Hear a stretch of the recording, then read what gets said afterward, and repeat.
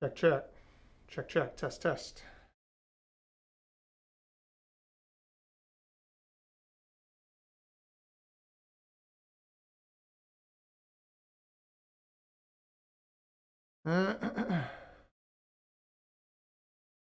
All right. Hopefully you guys can hear me. I think you can. All right. Neat.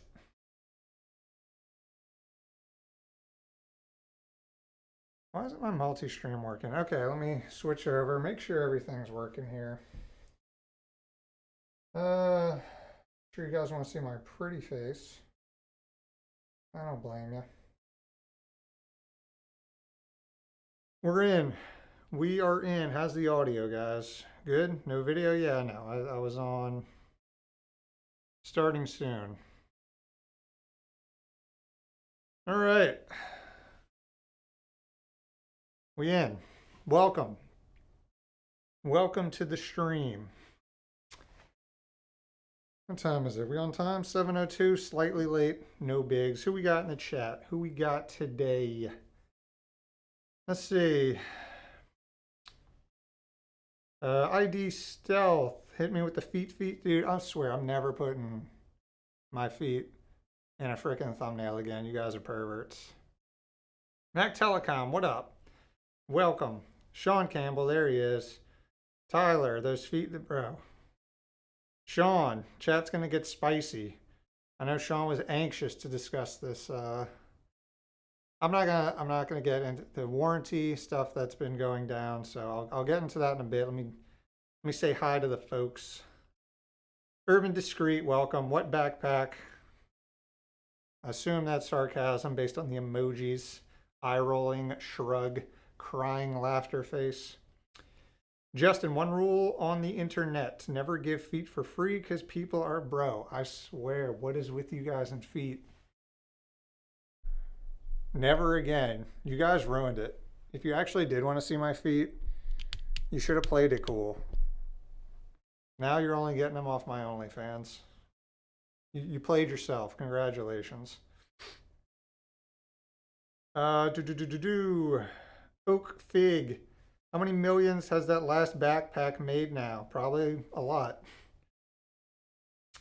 Audio is great. Feet is but bro. Bro. PCMD, what up? Welcome, man. Jason, hello from the Netherlands. Welcome. I don't know how to say anything in... what are you speaking in Dutch? Probably look like a big old idiot if that's not right.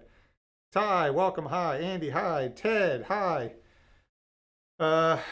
Johnny G is from Northern Ireland.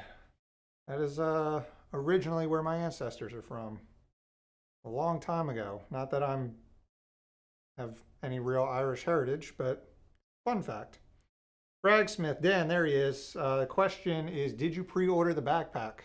We'll get into that. No spoilers. All right. Okay. Hi, Skull. Hi, welcome. GamerCat Meow. Hey, finally got my Steam Deck email. Yeah, long story short, I got scammed on the last time I was going to get it. Weird guy, as described by you. It's finally time. Oh, that sucks, man. I hope you didn't lose money. Unlucky, dude. That sucks, but glad you're actually getting your hands on one. Nice. Leo. Now you come in here, I can't understand that, but I'm assuming that's a compliment to me and nothing about feet. I don't think you've ever updated us on how the Ryzen likes their PS5. How Ryzen likes their PS5. Maybe that's going over my head. SME Productions, welcome. What are we getting into tonight? Probably just tech stuff, but you know, I want to talk about all this warranty stuff going around because it seems to be a hot topic. And I'm not going to pretend like, you know, I don't want to be entertaining sometimes on the stream. So sure, if this is what people want to talk about, let's talk about it. ID Stealth, I think Linus' ego has just gotten better of him. Warranty is so basic. I had the hubris to brush it off and sell those shirts instead of just slapping. Boilerplate warranty on the bag. Yeah, we're going to get into it. We're going to get to it. Don't worry. All right. Grease the Monkey. Hello, hello. Welcome. All right. Oh, Ryzen from Discord. Yeah, hit him up. I forgot. Yeah, he got his PS5 in a while ago. Okay, so got 42 of you guys in here waiting to talk about this. And it's all, I bet half of you guys are always like, I hate drama. I don't like drama. Wah. But when I put frickin' that we're gonna talk about warranty drama in the title, everyone's in here ready to hear the tea about it. So I don't wanna hear it from you guys. Thar, welcome. Pringles 86. Man, why do I have such a Dutch fan base? Not complaining. Just did not expect that. IDK what this is. Well, we're about to jump into it, Dom. Don't worry. Okay, so let's get this party started. So, those of you that don't know what the title means or have been living under a rock, basically what happened, everyone knows who Linus Tech Tips is, LMG, Linus Media Group, lttstore.com. They've been talking about releasing a backpack for a long time, as well as a screwdriver. It's been in the works for a long time, possibly years. And recently they just announced that it was shipping and opened up pre-orders. And with that came a lot of questions about what is the warranty on the bag. And Linus basically said, trust me, bro, we will handle it. Don't worry. We will look out for you. We stand by our products. Just trust us. And a lot of people did not like that. So it blew up, became this whole ordeal. I think it would have not become such a big deal had Linus immediately turned around and said, okay, yeah, you're right, let's put in a formal warranty on here. But for about a week or so, he was doubling down on it, basically saying, we've formed this relationship with our consumers. We've always had excellent customer service. We've never had any issues. We'll stand by our products. If something goes wrong, we will deal with it. And people still didn't like that. It's so vague in that you don't know what you're actually getting covered when you buy this backpack that isn't cheap. I think it was over $200, I think, for this backpack. So a lot of people were upset, and I can see that. I can see those sides of it. So that is what's going on. And as of a couple of days ago, maybe a week ago, they announced a formal limited lifetime warranty on the backpack. Let's pull it up. We're actually going to go through this Gamer Nexus video that he posted the other day, kind of walk through Steve's outlook on this, and I'll be watching it, we'll be listening, pausing it, and discussing, what I agree with, what I don't agree with, and that's what, we'll do. Not everybody's going to have the same opinion on this. If everybody had the same opinion, life would be so boring, right? So, yes, I know there will be people in here that disagree with me. You guys are going to disagree with each other. That's okay. Don't be an asshole. At the end of the day, this is all about a freaking backpack, guys. Chill. So, let's look at what the warranty is. I assume we can find it on lttstore.com. I assume they posted about the warranty on here. Let's see. TMB warranty. Here it is. So this is the new formal warranty. Zoom in. We offer a lifetime limited warranty, or a limited lifetime warranty that the LTT backpack is free from manufacturing and material defects. The limited lifetime warranty is valid for the usual.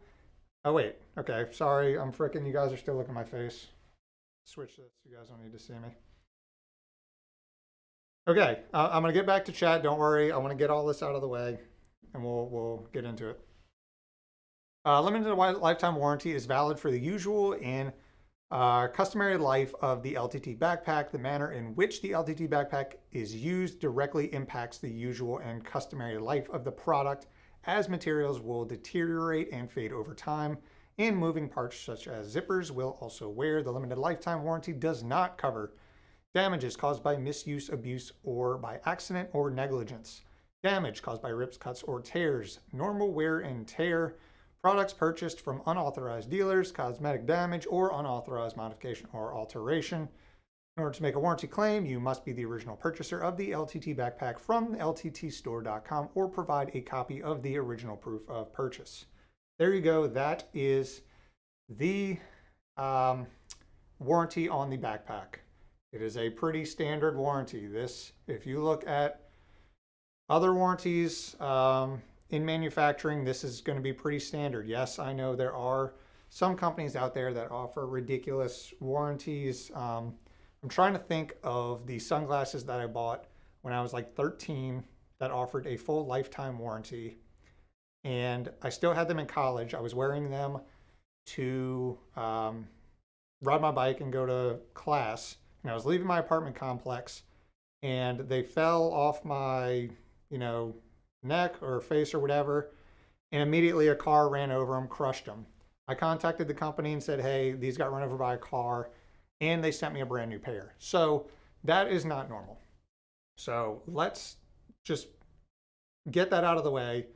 If you are expecting LTT to replace a backpack for the rest of your life after normal wear and tear, 15 years down the road, then you're just being absolutely ridiculous. So the warranty itself is pretty standard. There's not much to discuss here, and that wasn't what was in question. It was what initially happened and Linus's reaction to it that caused such a stir. So let's see where you guys stand with that. So,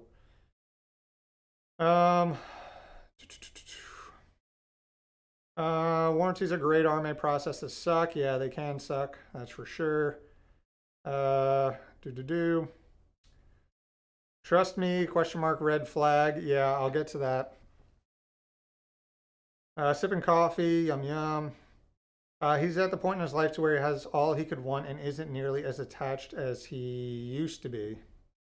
I assume we're talking about Linus, maybe so. Gamers Nexus is such a downer. I can agree with that sometimes. My opinion, Gamers Nexus and Hardware Unboxed are my go-to tech channels over LTT. Personal preference, that's perfectly fine. They're well-respected tech YouTubers. No problem with that. $250 for a backpack. It looks like a rebranded Bow Pie backpack from Amazon. Yeah, maybe, but I'll get into my personal experience with lttstore.com in a second. LTT is more than entertainment, more than information, in my opinion, except for Anthony's stuff. I agree. They're an entertainment. They're a YouTube channel, as well as a merchandising brand. To act like they have to fit this mold and please everybody is absolutely crazy. If you like them, cool. If you don't like them, you don't like them. You don't have to like everybody. They don't require everybody to like them, just like any other YouTube channel. If I happen to eat my 5 a day and live to 1,000, will this lifetime warranty still cover me for replacement if it only lasts 248 years? No, because I assume you're going to replace it by normal wear and tear, which, man, if it lasted that long anyway, pretty impressive. LTT stuff is beautiful but way overpriced. This whole thing feels like a classic case of people's general love for the storyline. Oh, how the mighty have fallen. You love someone, or ego and hubris when it's entertaining until it's not. I can agree with that. Oh, hey, look, it's the guy that asks us what to do with products he gets. Make a video, broski. You're a YouTuber. YouTube that shit. Are you talking about me or Linus? Okay. Can't type correctly. You had a couple beers. My opinion, people are so abrasive to this since the price tag is so high without the trust of an established brand. Otherwise, normal warranty just like $200, rough pill to swallow for some. Yeah, I agree. Okay, so here's my stance. So I don't know if we should watch the Gamers Nexus video first, or if I should just provide. I'll provide a little bit of my initial reaction to this. I have personally bought a lot of stuff from lttstore.com. You've seen, and if you've watched my videos, like half of them I'm wearing an LTT store.com shirt. I have the freaking water bottle. We're literally on one of their mouse pads or desk mats. I have another one over there. So I am subjectively biased towards LTT or LMG because I like their channel. I like their merch, but you know, I can understand when I'm being subjective about something versus objective. So subjectively, my experience with LTT or LMG and their merchandising has been extremely positive. So their stuff is very high quality. I have had 2 issues.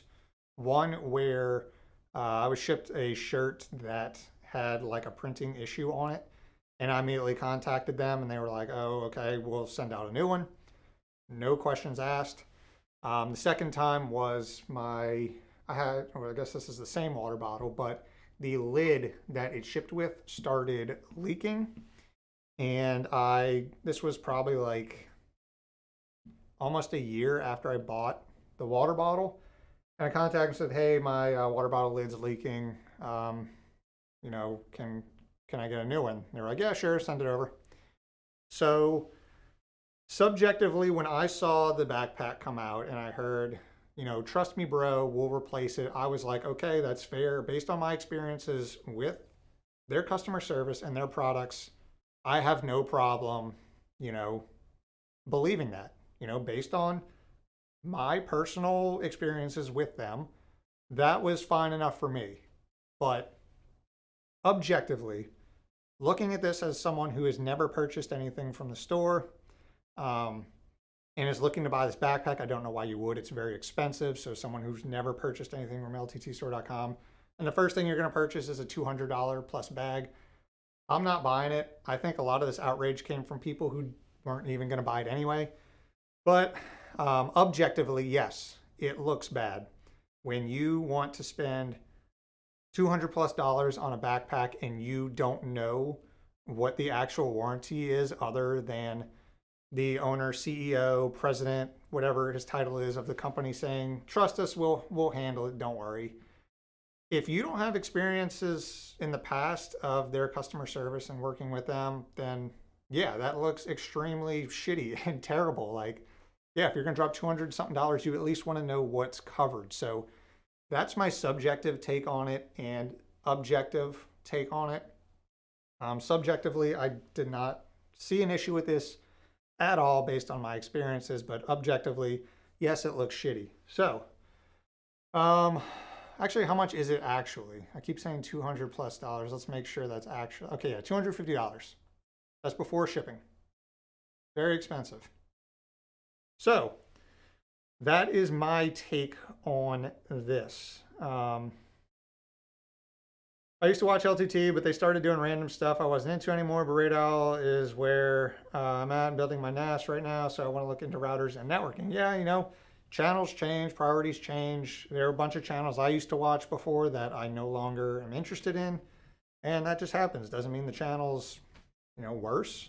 You know, subjectively for you, I guess it is worse, but you know, I still think LTT makes really good content. I've been watching them for years. Still watch all their videos. You know, it is what it is. Someone who has been a customer of the LTT store for 2+ years is someone who's probably not going to buy the backpack anytime soon. Their customer service support has been impeccable. I agree. You know, that's what I was getting at. I didn't buy the backpack either. I guess probably should have said that in the beginning. No, I didn't buy it. $250 for a backpack. No. I will support lttstore.com. You know, I like water bottles. I like shirts. Desk mats are cool, but I have like 3 backpacks and I don't need a $250 backpack. So yeah, let's get that out of the way. He's worked hard to get where he is. I always watch their stuff, but I'm starting to lose interest. Anthony is great though. Yeah, like I said, I still find all their stuff really entertaining. I like the mix up of things. Um, their production quality is high. They cover everything from really technical stuff to just like doing crazy, stupid shit that I could never afford or have the time to do. So, I like it, but that's my opinion. I'm just a dude with a camera. Doesn't matter at the end of the day. Trust Me Bro t-shirt on sale on the site. We'll get into that. To be fair, I did buy the Linus face squeeze and pillow as a gag gift for a friend. Yeah, that was ridiculous. I was gonna drop $200 on a bag. I'd probably buy a fuzz. I can't say that. I assume it's a fancy brand of bag.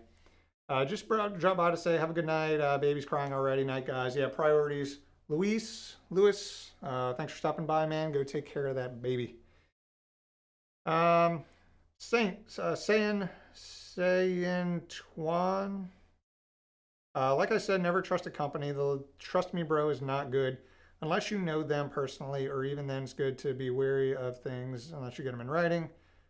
Yeah, no, I agree. So before we're about to jump into the Gamers Nexus video, but I want to touch on what Sayin just said. So he is correct. The Trust Me Bro is not good unless you know them personally. Even then, it's good to be wary of it and get things in writing. I agree. As a blanket statement, that is 100% correct. But in this scenario, like I said, I'll touch on this in a bit later when we get into Steve's video. But actually, we'll touch on that later. But I just want to say, for the most part, yes, or for all the times, getting a warranty in writing is 100% the better option. But to be honest, the things that I care about getting warranties on are my car, my HVAC unit in my house, generally like expensive things that can and will break and need to be replaced and will be expensive. These are things I need warranties written up for. A backpack that I'm buying to support a channel that I really like, I do not need a warranty on it, especially when my personal experience with the company has been extremely positive in terms of getting issues resolved. So, if this wasn't lttstore.com, would I have the same opinion? No, obviously not. That's why it's subjective and based on my past experiences. Does it matter? No, because I'm not buying a $250 backpack anyway. So all this is essentially moot. I didn't buy it. A lot of people didn't buy it and are complaining about it. So, that's how it is. But objectively, yes. Never trust brands. Don't even trust people. Get things in writing. Okay, let's jump into the Gamers Nexus video, because this got a lot of views. A lot of people were talking about this today because what initially came out is that I assume just like everyone here knows LTT, everyone here knows Gamers Nexus and Steve from Gamers Nexus. They know, his channel. He's a well-respected YouTuber. Personally, I don't watch many of his videos. I find his content to be way too in-depth, but I respect the freaking work he puts in. He makes quality content. He's very objective about the videos he makes, and yeah, but that said, let's take a look at what he said. And the reason this got popular is because of his stance on it, where it's known that him and Linus have had a working relationship, maybe a more friendly relationship, and the stance he took on this, people didn't seem to expect it, but I'll get into why I think he was kind of screwed either way with this opinion. So I'm going to play it. Let me know if you guys can hear it. I think I have the volume set correctly. Can we not watch the whole video? His videos last forever. Haha, yeah, I know. We're not watching the whole thing. Don't worry. But this is a big argument, a big thing that has been discussed and what we're talking about today. So we're going to step through it. So let me know if you guys can hear this. Up to speed recently, Linus Media Group offered a promise of standing behind. Is that low? Is that high? Too low? Or of taking louder. A little low. Okay.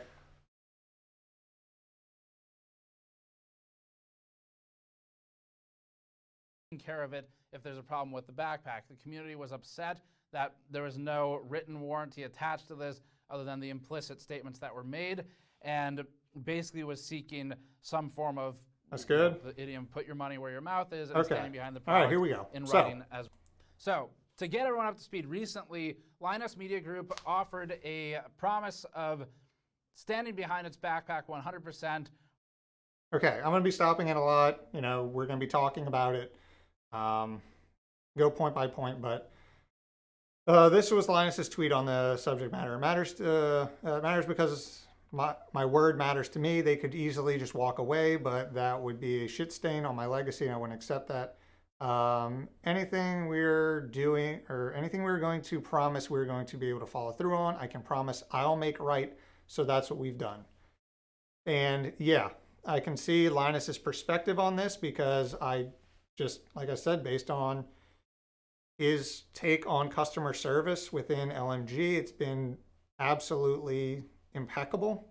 So I can see why he's like, yeah, you know, I said I'll make it right. I've always made it right. So that's what we're doing. Or of taking care of it if there's a problem with the backpack. The community was upset that there was no written warranty attached to this other than the implicit statements that were made, and basically was seeking some form of, you know, the idiom, put your money where your mouth is, and standing behind the product in writing as well. The company then took to Twitter and actively mocked this request of its community, which we thought was in very poor taste, and ultimately almost intentionally seemed to miss the entire point of making it clear and unambiguous what in fact is supported, and not leaving it up to the interpretation of the listener as to what does stand behind it 100% mean and for how long. Now, in the time since, there have been some important and some good moves. So for example, okay, so as you guys saw, he released a Trust Me Bro t-shirt on the site, which I thought was funny. I actually bought one. So yeah, I thought that was funny. I thought this whole thing has been blown out of proportion, but you know, that I can see why the people who were initially upset with this is just seen as like a middle finger to those people and essentially doubling down on it. And yeah, I can see why people are mad. I mean, if you were mad about the Trust Me Bro warranty, and then instead of putting a warranty in writing, they turn around and make a shirt out of it, put it on their store to make money. And yeah, I can see why they're pissed off, but I thought it was freaking hilarious. I bought one. So yeah.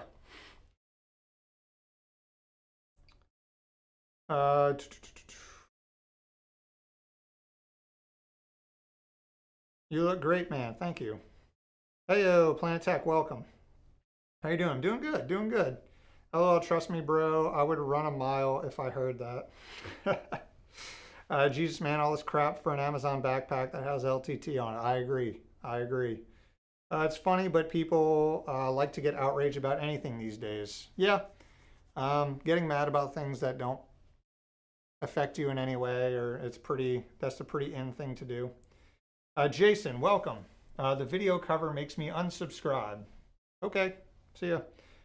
Dude making money off the bags and the t-shirts. That t-shirt is a very Linus move, I agree. I thought it was funny, I bought one. So, yeah.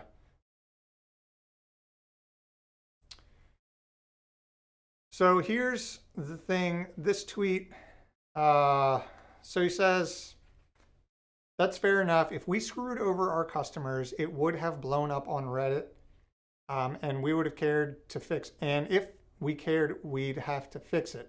And if we didn't care, there are many ways we could weasel out of warranty coverage. You either trust me, bro, or you don't. This is him and doubling down on it.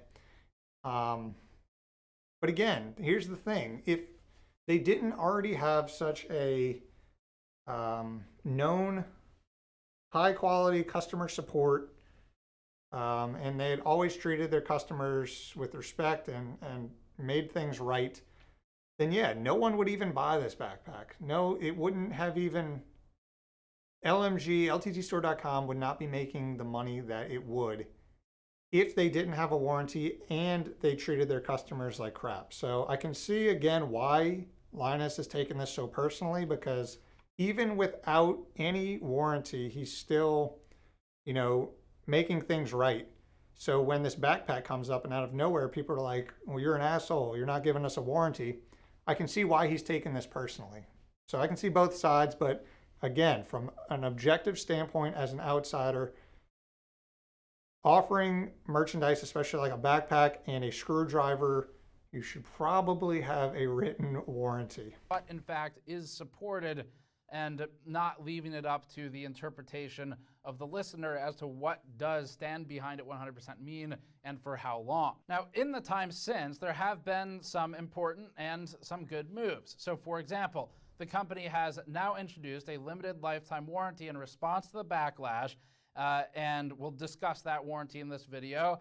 It, however, also first launched a, quote, "Trust Me Bro" warranty t-shirt to rub salt in the wounds, profiting off of the legitimate concerns of customers in ways that we think are in incredibly poor taste. And I know some of you in the audience, because this is a different situation where it's not just us reporting on a pure manufacturer without a media presence, some of you will perhaps dislike that commentary. However, allow me to elaborate and explain the problem. Okay, so yes, Steve even acknowledges that he thinks it's in poor taste, but he understands that some of you are fans of LTT, so you are going to disagree with that. And I'm kind of in both sides. I do see that as poor taste. Yes, rubbing salt in the wounds of people with their legitimate concerns about a warranty on a $250 backpack are, that's a shitty thing to do, but I thought it was funny, so I bought one. So, yep. This is where we get to why it's important to treat instances like this with LMG not as a group of friends, but as a manufacturer. Because if, for example, Artesian Builds released a t-shirt that said "reroll," you can imagine that I'd be on camera basically immediately and would be ranting in a very long video about the insulting action, railing against how unbelievably tone deaf it would be for Artesian to release a reroll t-shirt in the face of its issues, where it would be in effect trying to profit off of a situation where people felt genuinely upset and genuinely wronged in a way that's really not funny. And we'd strongly condemn that behavior if a company like Artesian did it, where it's disrespecting and minimizing its customers.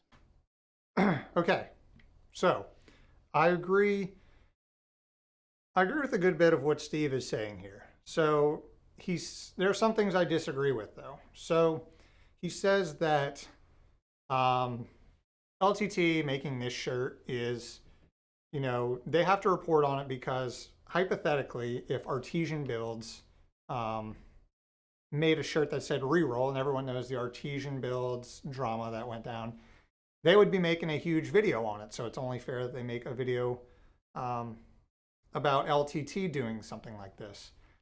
Where I don't disagree is where I don't agree is that I think these are they're very hard to compare. They are similar in that it's someone taking a concern and then would be making money off of it. But what Artesian did versus LTT spending millions in years researching a backpack backed by their awesome customer service experience, backed by the CEO himself, basically selling a backpack and saying, we will agree to fix things, and people not liking that, some understandably, versus a guy, a scumbag guy who never paid his taxes, was scamming people out of money, getting small streamers to promote their brand for free and then not letting them reap the benefits of it. I mean, come on. Like, yes, it's a similar situation, but I don't like that comparison at all. So, Oh, and there's the re-roll. So again, I would implore you all to try and look at it objectively like we're trying to do and say, how would GN react to MSI or Artesian or Gigabyte releasing things like a t-shirt sort of mocking the genuine concerns of customers? You know, if Artesian did such a thing in response to its unethical actions as a means to try and profit. okay, what Artesian did was borderline illegal. Okay. What LTT did, they could have just said, you know, screw you guys. We're not even making a warranty. Buy it if you want. Eat my ass. But, you know, obviously he doubled down, and that's where a lot of the criticism comes from. But they do have a warranty now, and they've had a past of honoring any issues. So going into this and comparing those two situations, I don't know, man. Obviously, we would take significant issue with that, and we'd be talking about it. Frankly, it would be unfair for us to sit and watch as a peer in the industry similarly kind of mocked its customers or memed on an issue that they felt strongly about without us speaking out in a fair and objective way that's fair to everyone else whose products we report on and whose actions we report on. So this is about being fair to other manufacturers and to being fair to consumers who rely on coverage. And that means no favors. We're not the only ones who disapproved of this shirt either. In addition to chat, of course, there was also, take for example, Linus Media Group's own Luc Lafreniere, who we've always had a great respect for when working with him in the field when he was sort of doing technical reporting and for his candor in general. Take what he said when he voiced a similar opinion about the action. Sure. I spent an embarrassing amount of time verifying that this was actually our website, because the first time I ever saw this, someone posted it in Floatplane chat, and I was like, you must be kidding me. There's no way we're actually releasing this. And it's our website. It's definitely it. It's real. I don't think this is a worse idea than making the shirt in the first place, so, you know. Yeah. Oh, that's great. Meanwhile, Linus Media Group's CEO, Linus. So you can see even people within, well, I don't know if Luke's technically in LMG. Well, I guess he is because he works at Floatplane. But even Luke was like, yeah, this is not a good idea. This is terrible. And yeah, I think objectively, yeah, a terrible idea. Mocking legitimate criticisms. Not a good PR move, but it's a very, as someone said in the chat earlier, Linus move. That is very on brand with him. If anything, he has most of the time been very transparent and open about his stances on things. So, yeah, very, very on brand. Bad press is good press. That is very true at this point. Let's go back and read what some of you guys are saying. I know I've been reading chat. I haven't been reading it out loud. Steve has magnificent hair. Yes, he does. It's infinitely better than mine. It's expensive product, but being honest, if the product went through a lot of revisions, that means that it's supposed to be a good product. I don't doubt that it's a very good backpack. All of their stuff from LTG store that I've purchased has been very high quality. So yeah, but still, $250. I'm not paying $250 for a backpack. I mean, you guys might. You do what you want with your money, but that's too much. So glad I haven't wasted my time on this silly shit. Yeah, I mean, it's at the end of the day, like I said at the beginning of the stream, this is all about a backpack. Like, and comparing it to like Artesian that was tax evading and scamming people. Like, come on, dude. Jesus. You can get a military grade backpack for $40. Yeah, I mean, that's the thing. Yes, this is going to be high quality, but for the most part, when you buy merchandise from a YouTube channel, you're doing it not because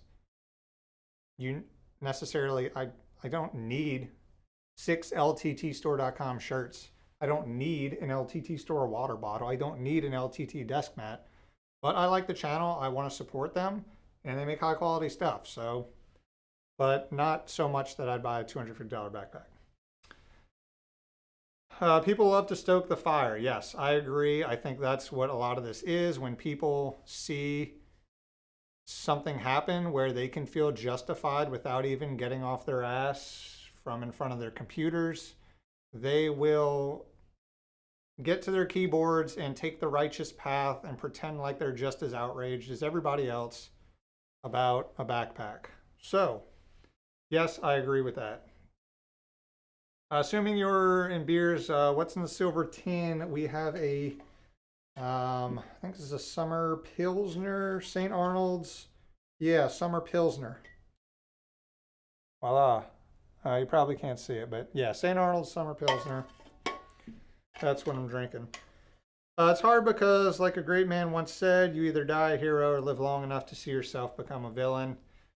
Yeah, I think this will blow over pretty quickly, though, considering he eventually did make the warranty. So, I feel like Linus didn't take the time to take a step back and look outside himself, at least in the beginning.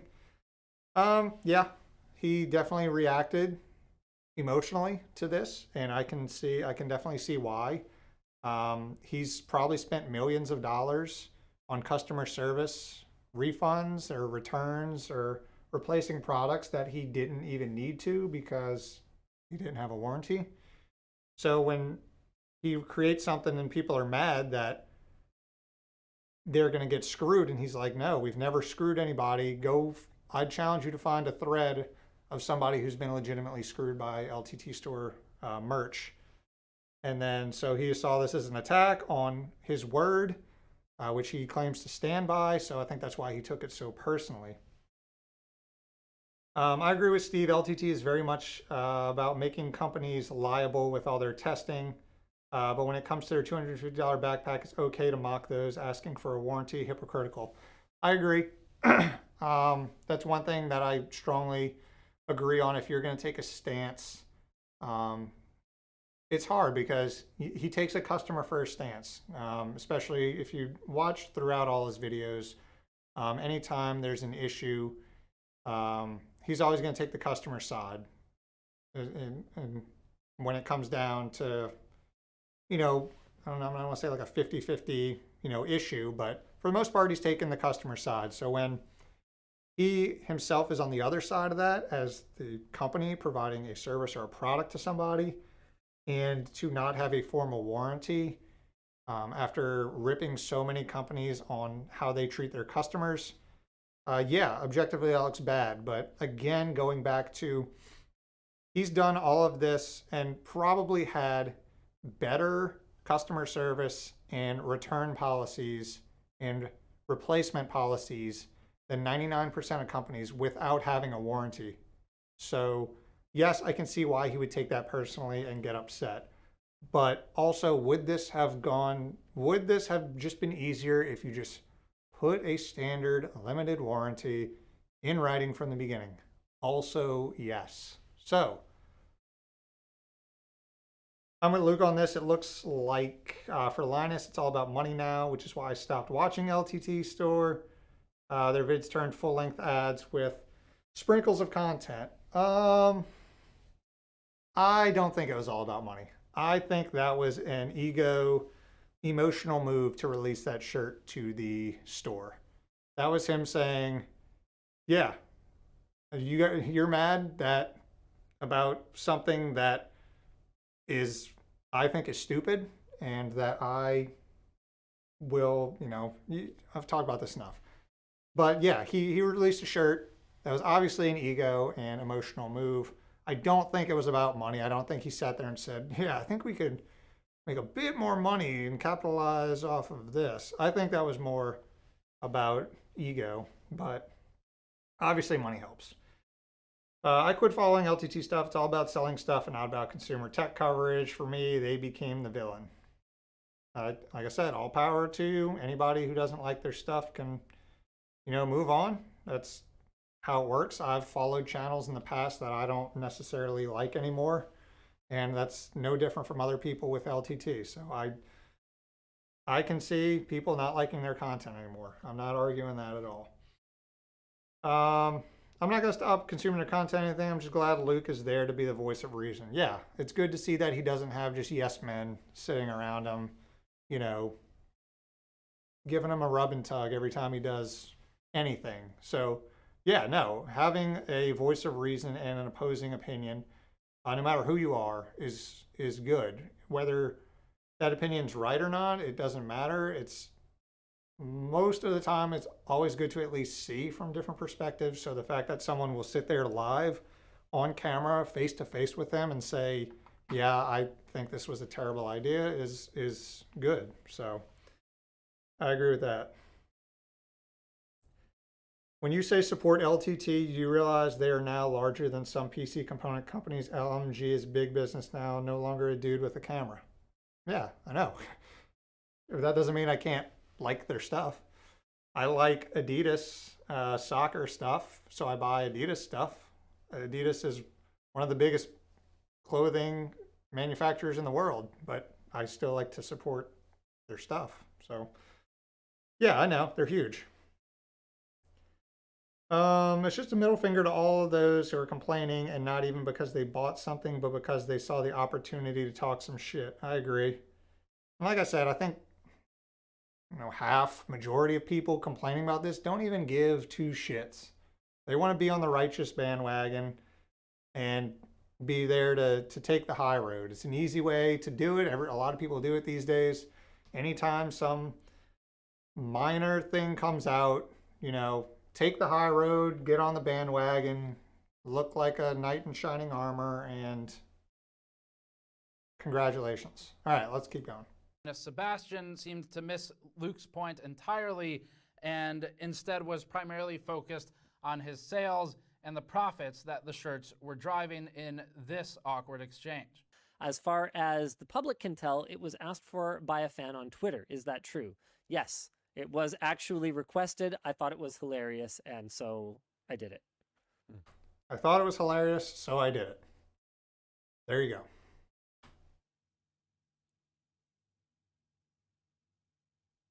This isn't paused. Apple kernel export. That was actually an awkward Sorry. silence. No, I don't. But It that's sold okay. really well. People love it. I loved it. I bought one. It's a smash hit. Great then. I don't know. I don't have to like everything that we do. We're a big company at this point. We sold 100 of them for every person who has said it was childish or petty. I'm serious. It's like not even close. Well, maybe there's a lot of childish and petty people out there. That's okay. Oh, yeah. In addition to the t-shirt, LMG's CEO also missed the point of what both the community outrage and our previous video were about. Man, the number of people that I feel like thought that we would be willing to tarnish our reputation over like $250 over a replacement backpack was just kind of baffling to me. I don't want to sound out of touch, but in the context of the scale of this operation. I don't think that was the point. I can't believe we're getting back on this topic. We're not. Okay. But in the context of the scale of this operation, in the context of the damage that it could do to our brand, $250 is nothing. Right. That's not why people are mad, though. I think people were mad for a variety of reasons, some Okay. valid and some less so. Okay. Okay. I agree. He, at least he acknowledges that some of the concerns were valid. And then he goes on to say, yeah, some of the concerns were not valid. And I agree, you know. But again, like Luke says, he completely missed the point. It wasn't about, no one expected him to really screw them over for the most part, because everyone knows about LTT store reputation. It was the fact that they were concerned about having a warranty written for a $250 backpack.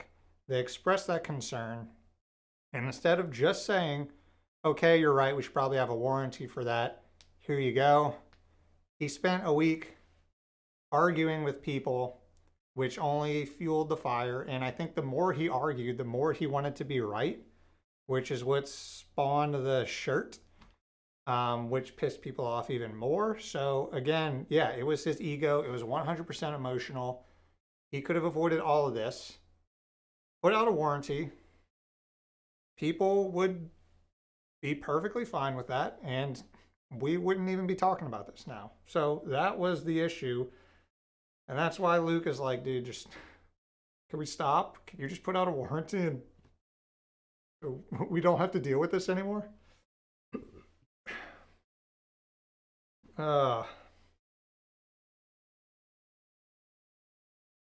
Is it even legal to not have a warranty? Here in Sweden, it's not, at least 1 year in most cases too.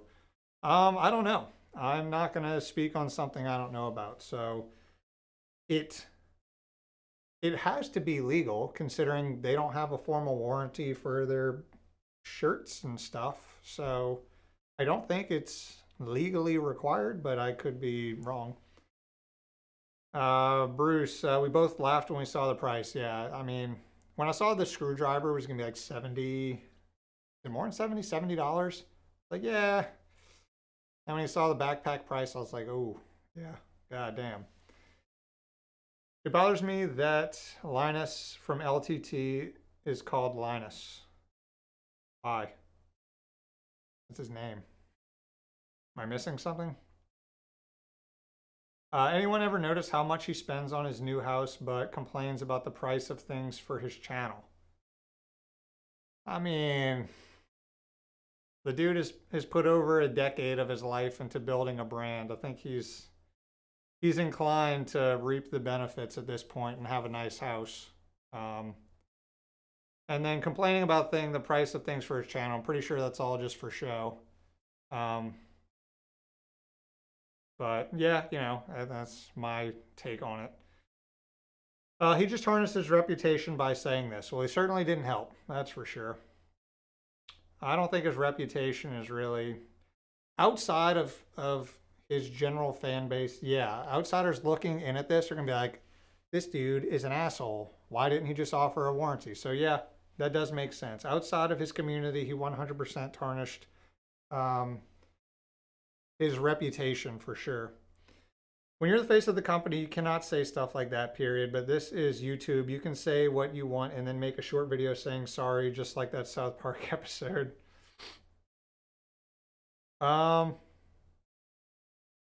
Yeah, in some cases, yeah. Being interviewed by an employee, hard-hitting stuff, asking the hard questions, speaking the truth to power. Yeah, I'm glad Luke's there, actually confronting him about it. For $250, I would need a warranty and a hand job. Maybe that comes with the backpack. I did not read the description. Let's talk about Home Lab. We will after, let me get through this. We can leave it at that. Now, as we said, the company has since added a limited lifetime warranty, which is a move in the right direction, and it deserves acknowledgement for that move. 5 minutes. But it doesn't address the larger issue of lacking clear communication for consumers prior to the point of sale and prior to the initial availability of the product, and then mocking them for it, in spite of the fact that the claims about support were made prior to the warranty was made available, but when the product was already on sale. And the issue that we raised was never that the product didn't have a warranty on its own. As we stated before, not all products need to have warranties, especially depending on obviously where you live. So if there's no warranty, at some level, that's fine. As long as everybody's clear that there's no warranty and clear at the point of sale what's being offered, what's being supported, and if there will be ongoing support beyond the usual return window that the store offers, normally 30 days. So here's the actual consumer protection issue that originally caught our attention, where Linus Media Group first made very broad claims, nebulously, that it would support the product, it would stand behind it 100%, and then LMG used those claims to sell millions upon millions of dollars worth of that product. And now, after the fact, they've released an explicit written warranty after creating an overly broad implicit warranty previously. Every element of the design was for today and for 10 years from now. We are not formalizing anything, but we will stand behind our products. And the new written warranty has exclusions that are counter to the broad claims they made earlier about 100% taking care of customers if there's ever an issue. And to be very clear, the issue is not that the warranty has exclusions. all warranties, or nearly all of them, have exclusions. Our own warranties have exclusions. That's very normal. The problem is that the exclusions were not explained prior to the sale, despite making these implicit statements, and they have never been clear to customers up until recently what it means to stand behind a product 100%. And So yeah, the problem being it probably would have been better. It would have been better had he not even said anything about the backpack. Had he just said, people say, is there a warranty? If he just said, no warranty. Buy it if you want. Don't buy it if you don't want. There is no warranty. Then that would be it. But the fact that he came out and said, just like all of our other products, we will do what's right. And he thought in his mind he was doing the right thing and saying, yeah, there's no formal warranty, but, you know, we'll make it right. And what does that even mean? That's extremely vague. And that's what Steve is saying. To say that you'll make it right and then sell a bunch of backpacks and then change it to a formal warranty where you say, well, we'll make it right, but not if these certain things happen, is what he's saying. And I agree with that. That's a valid concern, objectively very shitty, and it, you know, makes sense. if some of this discussion feels familiar, it is. Because again, it seemed like LMG had missed the point from last time and from its own consumers. So it ultimately comes down to trust, no matter what. And I thought you guys saw me the same way, which was kind of heartbreaking, actually. Again, yeah, you can see that he's definitely taking this personally. I think in some aspects he still sees LMG and Linus Tech Tips channel as this community, this small community where, you know, yeah, I'm just like you guys, you know, I'm selling you shirts, you know, if you guys are like my friends, if you guys have issues with it, send it back, we'll replace it, you know, no worries. And that's what he's done. But when you get to the level he's at and the amount of merchandise that is going through that company and being sold is insane right now, millions, and that community aspect doesn't really work up until that point where when you start selling $250 backpacks across the world, saying just trust me on your $250 backpack, which is a lot of money, doesn't work at that level. Yeah, for like a $15, $20 shirt, $20, $30 water bottle, okay, but $250 when you're spending that kind of money, and especially with something like a backpack that goes through a lot of normal wear and can have some major manufacturing issues, yeah, I can see the valid concern there. So when he said, you know, just trust me, just like with all of our other products, and people were like, no, we kind of want a formal warranty, and he's like, how dare you? That's kind of, But also eye-opening.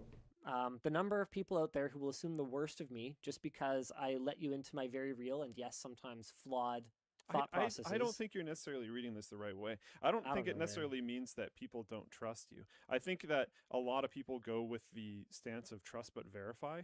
And the verify in this situation would be to have a warranty that they can. So the whole Newegg saga that we covered, that was about warranties. And we've reported on these issues before. There's a precedent for how we treat a company with regard to a warranty issue.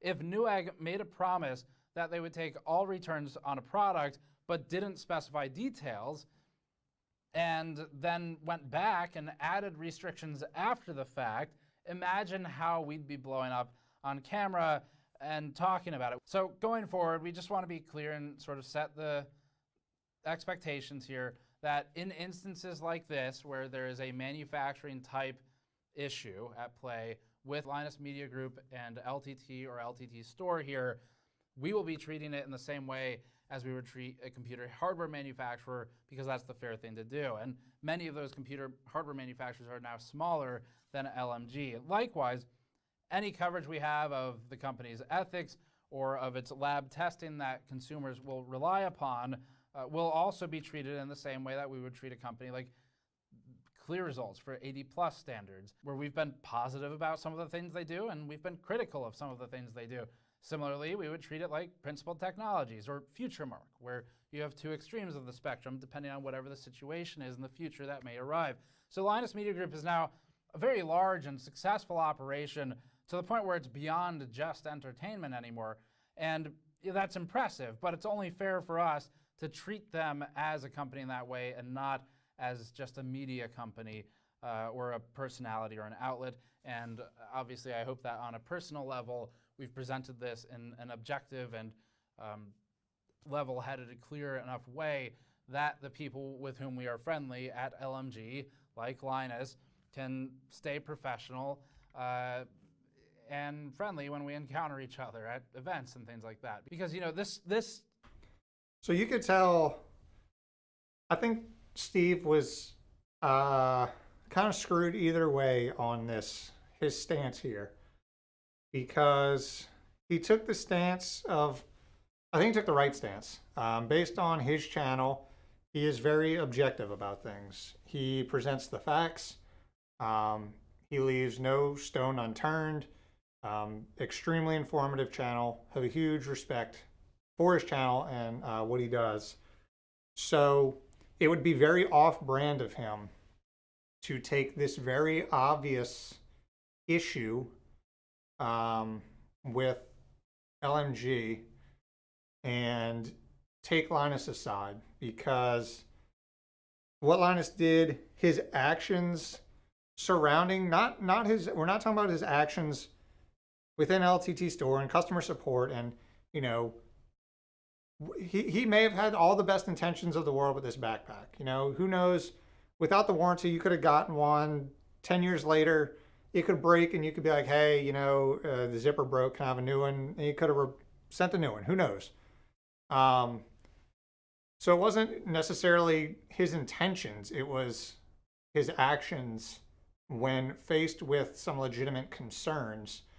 And like Steve said, if this was any other company, then yeah, that's the stance they would take. So they can't play favorites just because it's Linus. So, and then the other side, if he takes Linus aside, you know, obviously his fans are going to see right through that and it's going to look fishy. So he had to stay on brand with his content. So yeah, no sound. Assume there's sound.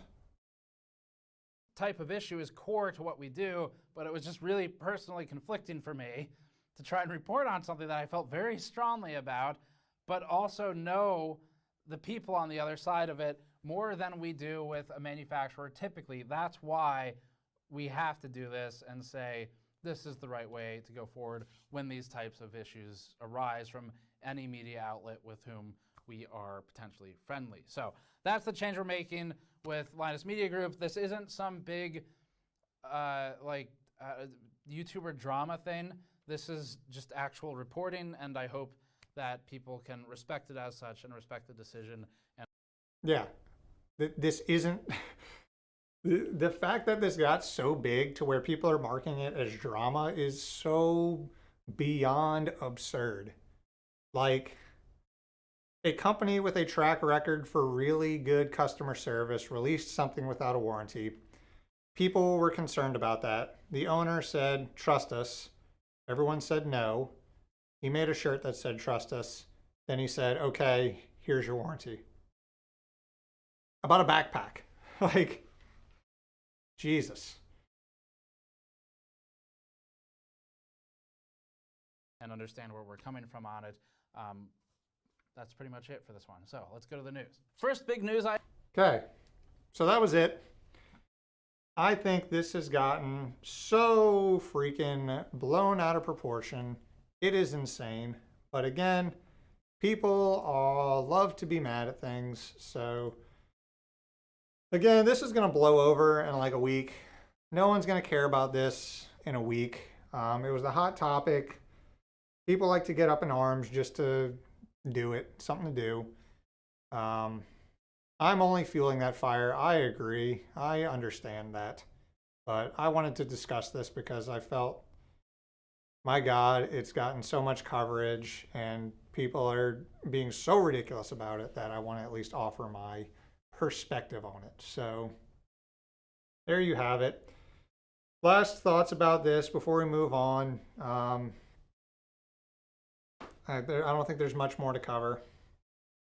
I mean, I currently use a $200 backpack, and it's been amazing for me for 9 years, and it's almost perfect with heavy use. If the quality is superior, the competitor's price range is fine. But yeah, I have no doubt that it's a good backpack, and a lot of times you're paying a premium if you want to support, you know, if it's a brand you want to support. Take, for example, you know, going to sporting events, you know, buying your team's jersey. Those things are marked up insane. Like, at an Astros game, and I think like a jersey was like $200. Like, those don't cost $200. Those are not $200 shirts. But when you slap a brand on it and you feel like you're supporting a brand that you like, then yeah, you can charge more money. Never mind, reload the page, it's all good, nice. Just discovered your channel recently, Blitz.io. Really helpful content on home lab server stuff, and I love how chill and genuine you present things. Greetings from Singapore. Welcome. I'm trying to think if anyone from Singapore has ever stopped by. You may be the first, but I appreciate those kind words, man. Yeah, I try to keep it chill and down to earth over here. Yeah, there's going to be no elitism. There's going to be no, everything's going to be hopefully easy to understand for the most part, because I am not the most technical person. I am not the smartest YouTuber. So I just take you guys along for my adventures. Sounds like a lot of people needed a hill to die on. Yeah. Jonathan, I agree. It is what it is. It was the hot thing to get up in arms about this week. Next week it'll be something else. People will jump on the righteous bandwagon and blah blah blah. Okay, me and my wife have a rule: never, and I mean never, argue in text. If they had a problem, picked up the phone, problem solved. Yeah, I mean, I don't know how many people can actually call Linus though, but it was good to see Luke confronting him face to face, and especially live, so people knew that not everyone in LMG is just a yes man, just letting Linus do whatever he wants. I mean, he can do whatever he wants, but at least someone is confronting him about these things within his company, especially someone close to him like that. It's good to see. Just joined. What you guys talking about? The backpack LTT warranty drama, but we're pretty much over that at this point. Don't want to cover it even, or don't. We talked about it for a while. It's been an hour. So yeah, feel free to share your thoughts. But for the most part, I'm kind of done talking about it.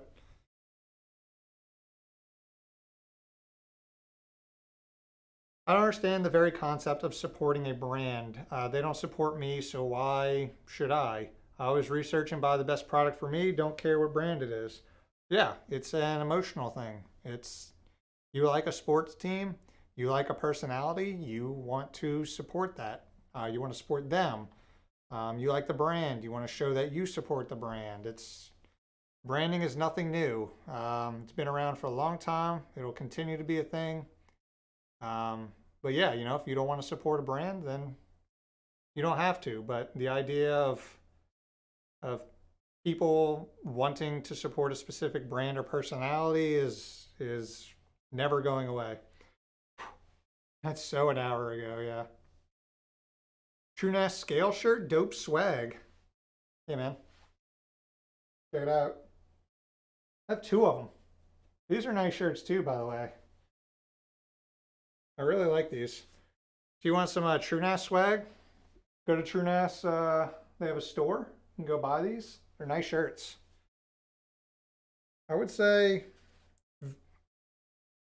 up there with LTT store.com quality. These are nice. Maybe not as good, but these are still very, very solid t-shirts. I'm a t-shirt snob. Oh my God, stop A new episode of Trying is out on Apple TV. I don't care. Stop telling me that.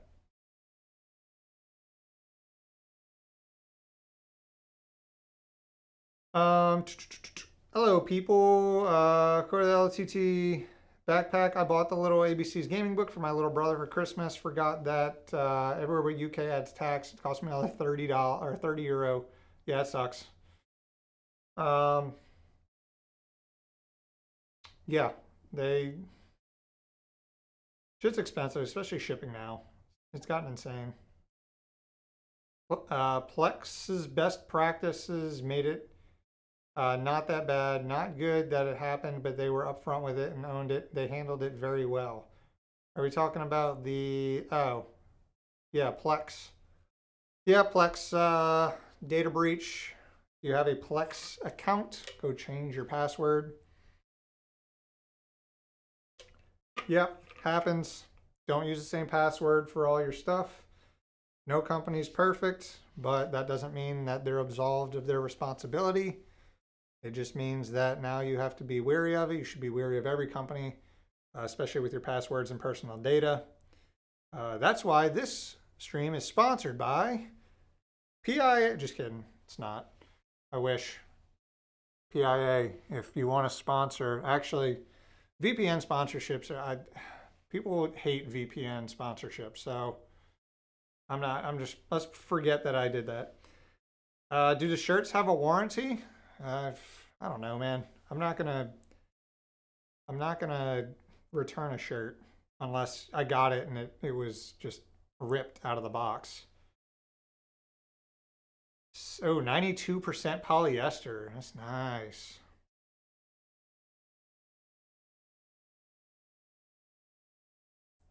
Yeah, I like me some polyester cotton blend. Jorge, welcome. Hi all. Late but here. Welcome. You missed all the drama talk. I've been abusing my WAN hoodie for a year. Every day it goes in the dryer max and nothing's worn out on it yet. I have faith. No, I agree. They put a lot of work into their merch. And you can tell, I mean, everything I've gotten from there has been extremely high quality, like I've said before. So I don't think the quality is in question here. It was about the reaction of just wanting a warranty. I run both Synology and Unraid, and I would say Synology for storage is all right, but they want lots of money for it. Yeah, Synology, you're paying a premium, and that's to be expected. Synology and QNAP, they have to make money somewhere for the research and development and the cost they put into not only the hardware that you're buying, but their software that you're running on it as well. So that's what you're paying for. They're not really, I wouldn't put them on the same level as something like Unraid or TrueNAS or Proxmox or something. Those are, you know, like legitimate hypervisor level, you know, build your own storage systems. Whereas QNAP is like, I want to plug in a hard drive and I want an NAS. That's it. Leave me alone. And that's, you know, that's what a lot of people want. One of my buddies who's a photographer needed a NAS, and he contacted me. He's like, hey man, what's the best thing to do for this? And initially I'm like, oh man, I'm going to set you up with a TrueNAS. You know, we're going to install TrueNAS on bare metal. We're gonna get a nice case. We're gonna put we're gonna fill it up with like 10 hard drives. You know, it's gonna be awesome. But then I was like, wait, this guy isn't the most technical. He doesn't care about this type of stuff. This isn't in his wheelhouse. He doesn't want to be supporting a TrueNAS system, especially if something breaks and he has to deal with it. Which that's the exact people that these QNAP and Synology systems are for, and there's nothing wrong with that. And yeah, they're going to be more expensive than building it yourself. There's no way around it, but you know, that's who they're created for. Unrated is great, but not for storage compared to, say, TrueNAS. Yeah, you're getting better performance with ZFS, but with Unrated, you do get the cool, just throw whatever random size hard drives you want at it and increase your storage. Pretty cool feature. Trying to combine Shadow Socks with WireGuard. Way harder than one or the other. I don't know what Shadow Socks is. I know what WireGuard is. So that's new to me. I finally upgraded my old Synology box to a DS1821 Plus with 32 gigs of RAM and dual 10 gig networking. Love 10 gig. Yeah, 10 gig is the most that anyone needs. You know, obviously if you work in a data center and you have specific fringe needs personally, then yeah, you can go up higher than 10 gig. I mean, I run 40 gig on my machine, but that's not because I need it. It's because I run a tech channel and need to do somewhat entertaining things sometimes. But yeah, 10 gig is nice. I think 2.5 gig is the sweet spot for most people. But yeah, 10 gig is, for the most part, you don't need more than that.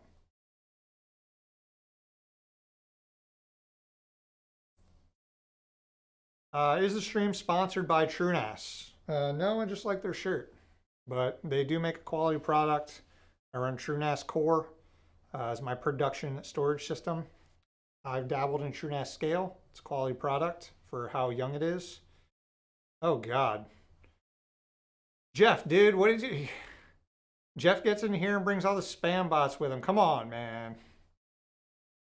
Jeez. Welcome, Jeff. Hope you are... Hope you're feeling well, man. I know you've been going through some things, and I know it's tough. I have a close friend that I work with who also has Crohn's and is dealing with it. He's gotten some pretty bad flare-ups this last year, so I know it sucks. But from what I've seen, you're back home. You're doing better, I hope. Fingers crossed, things go well. Oof. Feeling better, but we'll have an interesting couple of weeks. Yeah, hope everything goes well, man. I know it sucks. The fact that you can still like put out content and deal with that is crazy. Like, I woke up with like a runny nose the other day, and I was like, yeah, I can't. I'm not even writing a script. I'm not doing anything today. I'm gonna lay on the couch like a baby. So I don't know how you do it, man. How do I make my home server fireproof? What you're going to want to do is soak it in water, because water can't catch fire. So you're going to take your home server, just dip it in water, and you're good. Don't actually do that. Jesus Christ. I don't know. I guess they have fire retardant like server. You can build a wall with like fireproof walls, and you can get fancy with it. They might have like fireproof boxes for your server. I don't know. Good question. I bought a Synology because I only use it to store movies and stuff, and it's very easy. Yeah, no, that's what it's designed to do. It's very consumer friendly. They don't claim to be the highest performance or, you know, the most configurable. That's not their market. So I don't normally see like hate for Synology or anything, but it's just annoying when I talk about Synology or QNAP and you get those like one or two people are like, for that money, you could build a custom NAS system and run TrueNAS on it. It's like, yes. You don't think I know that? I'm wearing a freaking TrueNAS shirt. Like, duh, I know that. But that's not what a lot of people want. So obviously, there's a market for it because they're huge companies. We have the feet. Oh my God, dude, I thought I got away from the feet, dude. I swear to God, I'm never putting feet in a freaking thumbnail. Upgraded this week to an E5 2699 V3 and RGB. The RGB was the important. Yeah, everyone knows adding RGB to anything immediately makes it 10% better. Everyone knows that.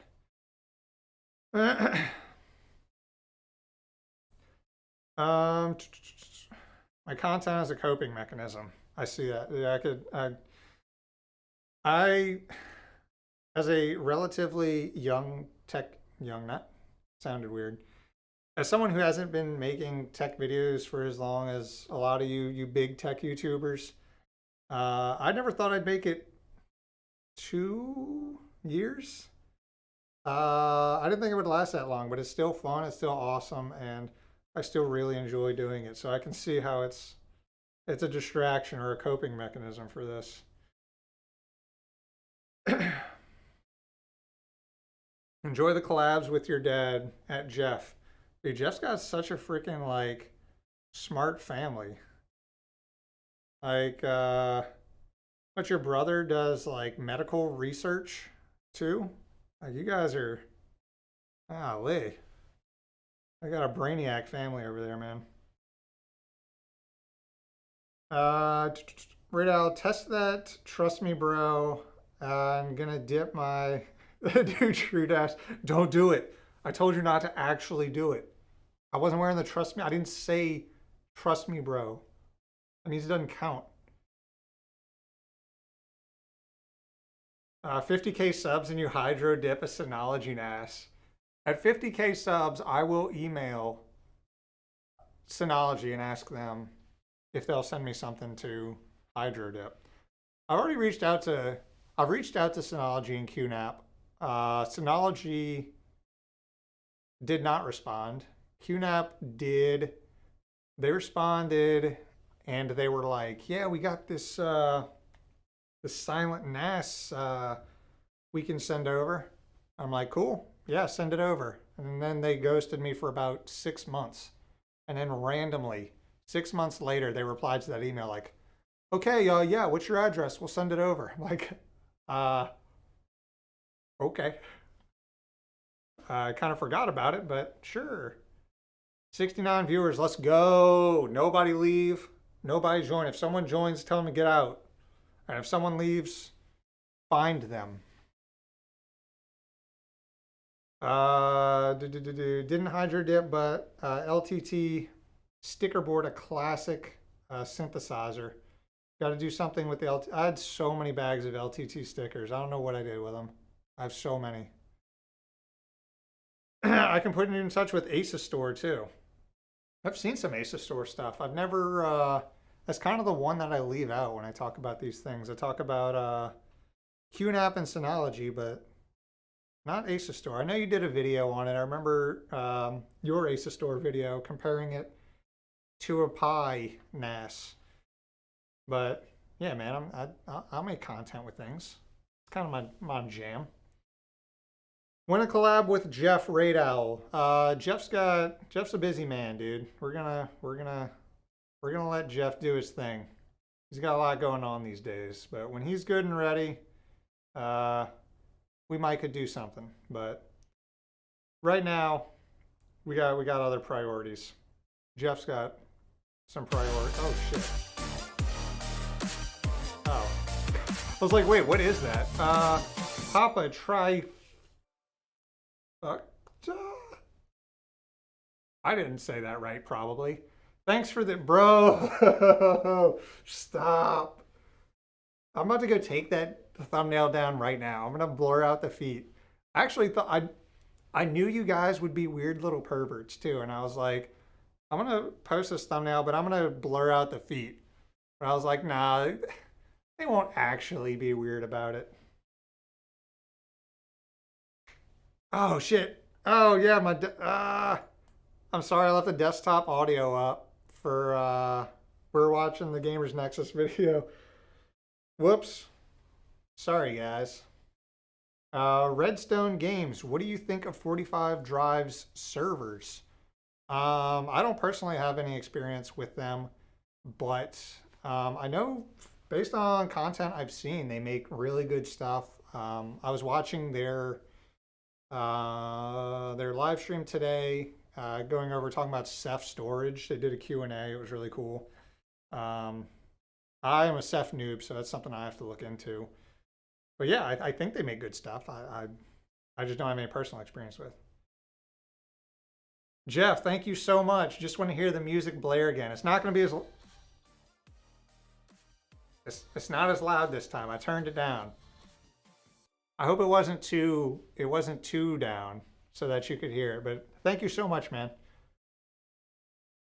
Just having you in here hanging out is dope enough. So that's awesome. I appreciate it.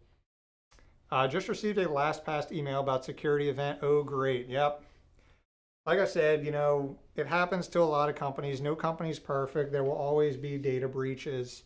But with that said, it doesn't absolve them of their responsibility to the customer to keep their data safe. So for the most part, don't trust a company. Never have the same password for two things. Use a password generator or password safe. I use Bitwarden. It generates it for me, so I don't even know my passwords for a lot of things. They're in my Bitwarden vault, so shenanigans. 45 drives is great for a certain niche like above home, SMB, below enterprise. Yeah, that's what I mean, yeah, so their whole thing is their claim to fame, Storinator using Ceph storage for the most part is their big thing. And yeah, your home lab user doesn't need a Storinator or to use Ceph. You can buy a Storinator, throw 45 drives in it, or 60, however big their biggest one is. You can use Ceph. You can do whatever you want, but for the most part, home users that's not their target demographic. So for the most part, there's no real reason for me to have one. But if they sent me one, I would certainly play with it.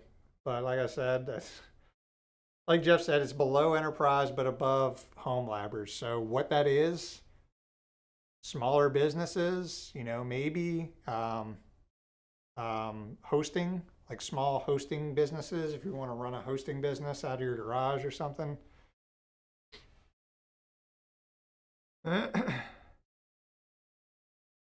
What's your thoughts on that stupid flexing motorized monitor? My opinion is obvious. So you like it, Jay? I assume that's stupid flexing motorized. Is that the one that Jay's 2 Cents did a video on today? I didn't know it was motorized. I kind of skimmed through it. It was the bending OLED. Maybe that's not what you're talking about. If it's not, I don't know. Have you played around? Oh, I guess I should answer. I thought it was cool. I like if we're talking about the Corsair one, the 45-inch ultra wide OLED that you can turn into a curved monitor, then I think that's cool. But I don't think that's what you're talking about. Define need. Need for me is when I buy something that I really want and I have to justify it. That is the Merriam-Webster's definition of need, if I were to rewrite it. I host Bitwarden on a separate server in my room, ditched the LastPass when they rolled out the single device restriction. I've never used the LastPass. Did they actually restrict it to a single device? That's kind of weird. I think my next step is to self-host Bitwarden or VaultWarden. Right now, I'm just having them host it. Based on what I've read about it, it seems pretty safe and secure. So, but yeah, I think I do want to move to self-hosting it. Just picked up an Akano video server. I have no clue what's inside. What type of hardware? What type of hardware would a video conference server? I don't even know what that is. Do you mean you picked it up like for free? Or did you just pick it up and put it down? Like, did you deadlift it and then just put it back on the ground and walk away? I assume not, but yeah, pretty cool. Jay's, Paul's, Short Circuit, that Corsair, okay. Everyone's done it. That's the only one I saw today.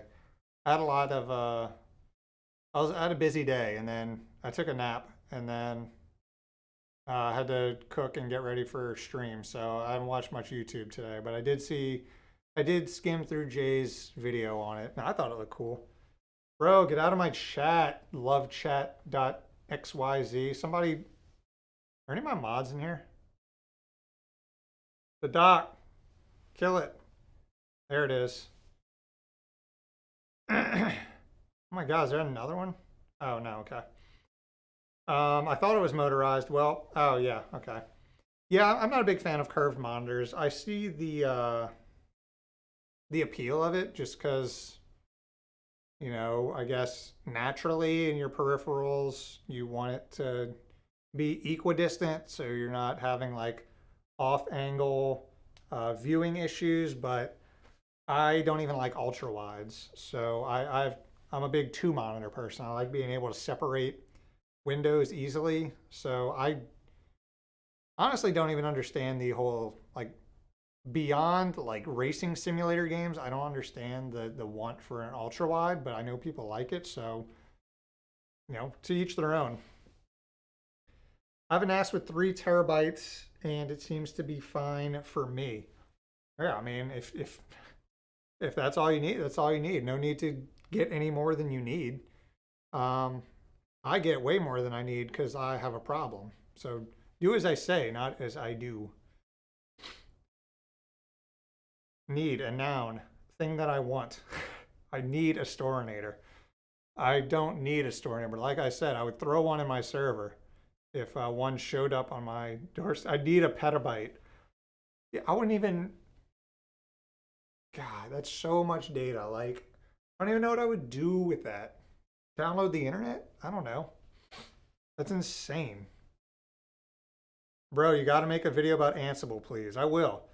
I'm a dip into the Jeff Geerling video logs and get up to touch on some Ansible stuff because now that I'm running a Kubernetes cluster, I got to get into Ansible. So yeah, no, I actually do. I said that, you know, as a joke, but Ansible will make my life a lot easier considering now that I'm running a cluster, being able to spin up and automate some things there will be much easier. Would the justification need to be partner approved? Would the justification need to be partner approved? For what? For the storinator? I mean, my server rack is in the garage, so technically I could put whatever I want in there, assuming I don't pay a lot of money for it. I like separating Windows 2, that way Linux and Mac OS don't get all gooky. Yeah, I did. So I scrapped the video idea, but I was going to do a video where I switched to Linux for like a week as my main desktop system because I run Windows.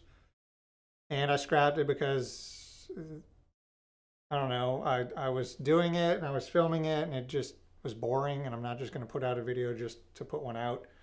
That was one thing I did notice that was annoying about Linux, especially if you have 2 monitors that aren't the same resolution. It does not like that.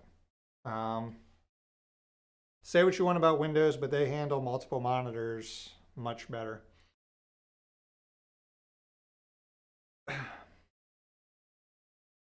I use 4 monitors, 2 up, 2 down. Set it too high and now my neck hurts. And I just got to hire a chiropractor. Or, you know, you could just lower your monitors. But, or you get a bunch of curved monitors and have a whole circle. A whole circle of monitors. Has anyone done that? I don't even know if you can do that. No, there's no way you can do that. That would be hilarious. Imagine a circular desktop and go all the way around. That would be cool. Unnecessary, but cool. It's a Polycom video conferencing server. Came with some Dell R220s. Wondering what could be done with this. Beast 51 kilograms deadlifted, bro. It's over 100 pounds. Solid. Yeah, I don't know. Without knowing the specs, it's hard because I don't like giving I've said that a lot on my channel. I don't like giving the answer, like, it depends. But, you know, when people ask, like, I have this whole old server, this old desktop laying around. What should I do with it? It's like, I don't know, man. Do whatever shit you want with it. Wipe it, throw, you know, whatever hypervisor OS you want on there. Throw Ubuntu server. Do whatever. If it were me, I don't know. You need a NAS? Throw some hard drives in there. Spin up TrueNAS. I don't know. Ansible video. Set up self-hosted Bitwarden. There you go. Real Jeff Gear, I would love a community-wide podcast with a bunch of other YouTube creators, maybe monthly. Read podcast as live stream. Yeah, I mean, it's just hard getting. Everyone has such different schedules, and the whole thing about my live streams is I'm not consistent with them. I used to do them once a week. I did one 2 weeks ago. And I don't want to be that guy that's like committing to bringing on guests like every week when I don't know a schedule and blah, blah, blah, and all that stuff. And so, yeah, I mean, it's just hard when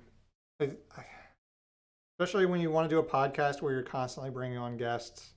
That's a lot of organization. I'm the most unorganized person in the history of the world. But no, if someone did the work for me and invited me, I'd be down to do appear on some type of live stream or podcast. It's always fun to hang out and talk about this kind of stuff.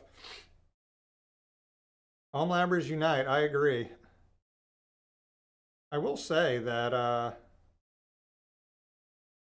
am very surprised because my channel kind of morphed into when I first started it. It was just like tech stuff, like computers. And somehow I got on to home labbing. Don't know how. I think it was Raspberry Pi stuff, so it may be Jeff's fault. But I was surprised because when I first started getting into it, I was nervous about the community being like elitist and gatekeepy. But I haven't really had that experience, and I'm pleasantly surprised by that because, there's the meme that goes around if you're looking to do anything in Linux, don't go to forums because, you'll get made fun of. I've definitely seen that. I've seen some elitist assholes in certain forums. I'm not going to say which ones because, I don't want to make them look bad for these outlier people. But yeah, for the most part, it's been pretty accepting. People are always down to help. Like answering questions, even if they're dumb. And I ask some dumb questions too. Just because I have a camera doesn't mean I'm some genius who knows everything. That's for sure. But yeah, it's been awesome. Have you ever done a video about hosting a database, or is that too niche? No, not specifically. I've done some videos just about hosting services, but a database really wouldn't be too different. That might be something to look into. I was thinking about this the other day actually because I'm trying to figure out what to do with these little Raspberry Pi Zero Ws. I want to do some type of, I got the solar power stuff set up to where I can put them outside and monitor throw some sensors on it. I don't know what I'm going to do yet, but I want to have it essentially run an API and push information to a database, which will obviously have to be hosted, self-hosted, and accessible over the internet. So that might be something I inadvertently do moving forward. I have a 2U server with 8 drives, a CD-ROM just sitting on my rack. I might put Linux on it and start messing around with things like Siegel and whatnot. Yeah, that's the best thing to do. Throw Linux on there, throw whatever you want on there, start messing around, start breaking things. Because believe it or not, the cliche is true. You learn more when you mess up than you do when things go right. And I said this something I really noticed during my week to learn Kubernetes video is that I'll be the first to admit a lot of times when I want to set something up, if I find a guide and I just want to get it set up, I'm going to copy, paste, boom, it's set up. Bada bing, bada boom. I'm a genius. But you don't really learn anything when you do that. And even if you're reading through it and kind of, this command does this command does this, cool. you still don't learn as much as when shit breaks and you have to do some digging to find out what happened and maybe implement your own solutions. You're going to learn so much more than just following some guides. So I strongly recommend spinning up Ubuntu server, whatever version of Linux you want, and start breaking shit. Start messing around. Start trying to self-host stuff. You're going to get frustrated. It's going to be annoying. But at the end of the day, you're going to learn a lot, and it's going to stick with you much harder than it would if you just did it 100% properly on the first go around.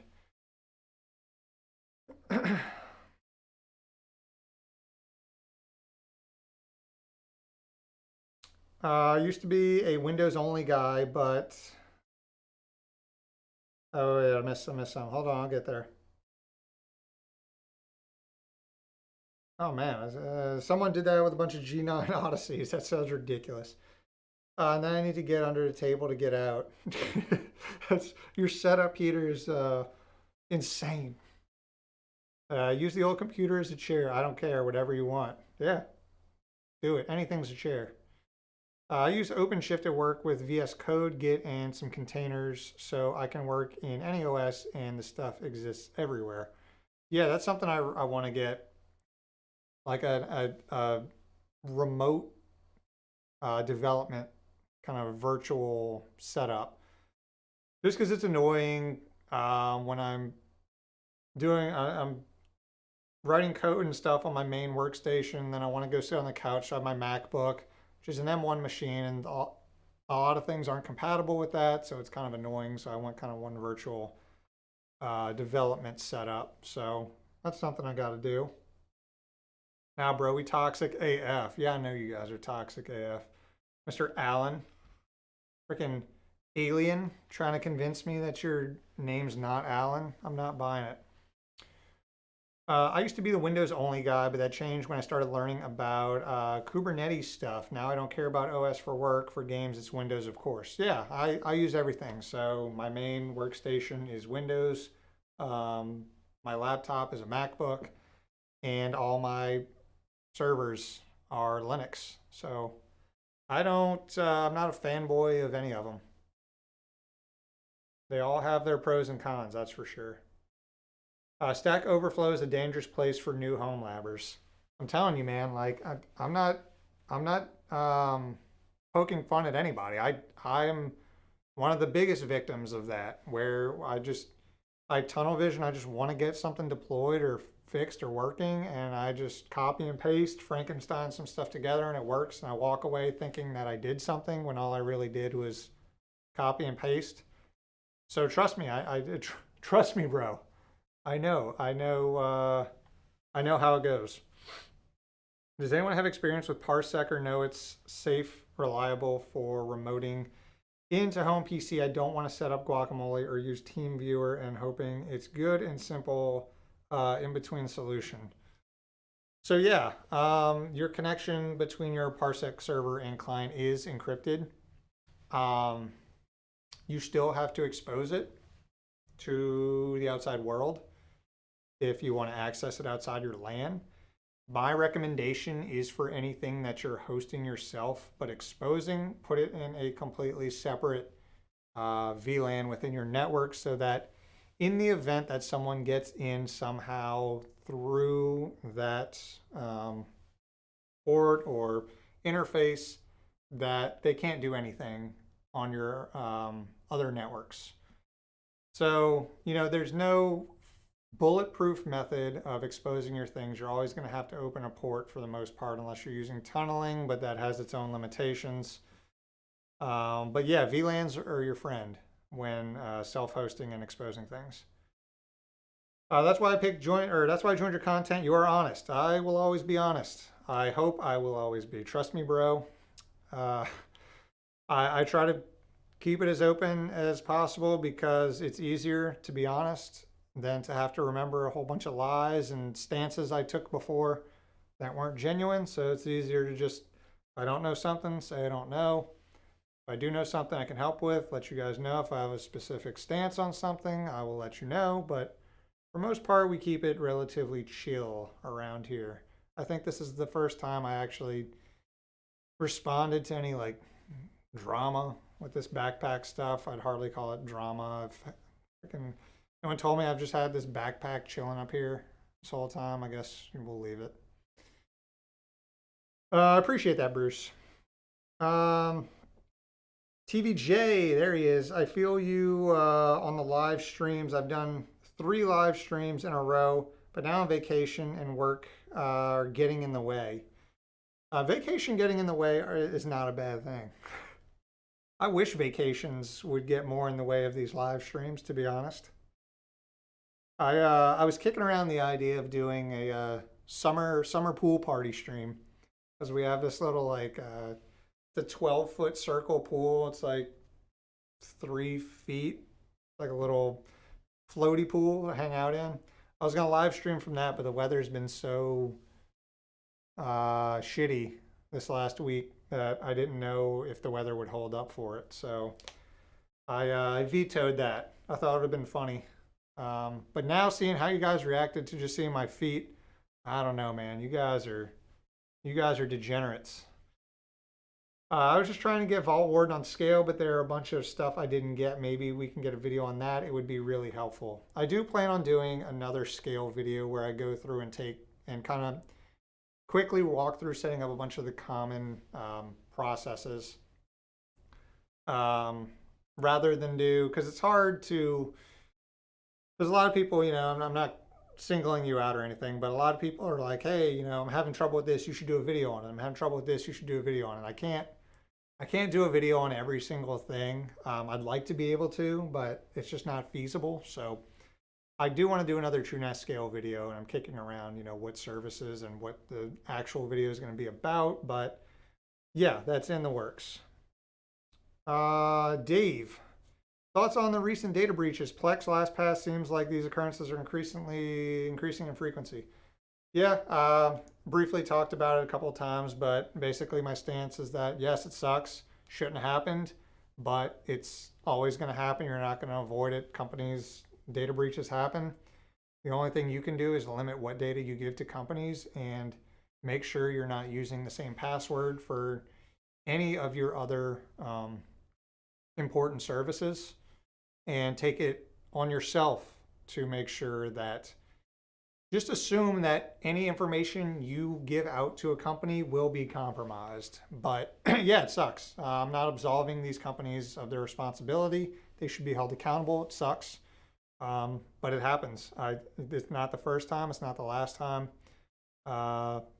Hopefully people will start learning not to give out more of their data. And, you know, I'm not taking the high road here. Obviously it happens to me, but you know, I've tried to get better at what data I give out to different companies.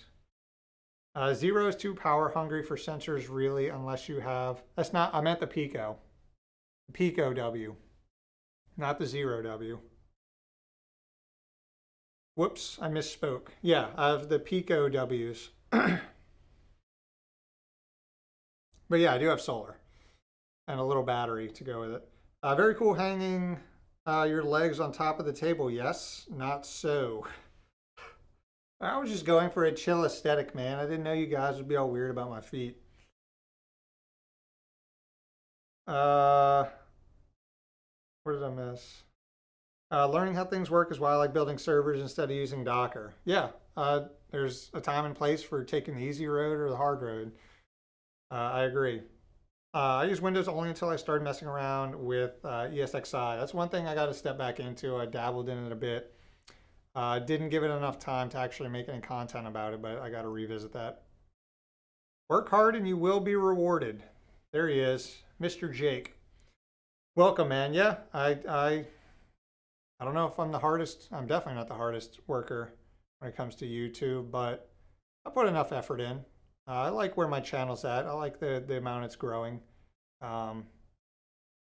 Maybe one day it'll be my full-time job and we can make even more videos. But as of now, we're nowhere close to that. So I like where we're at. What backup solution do you use? I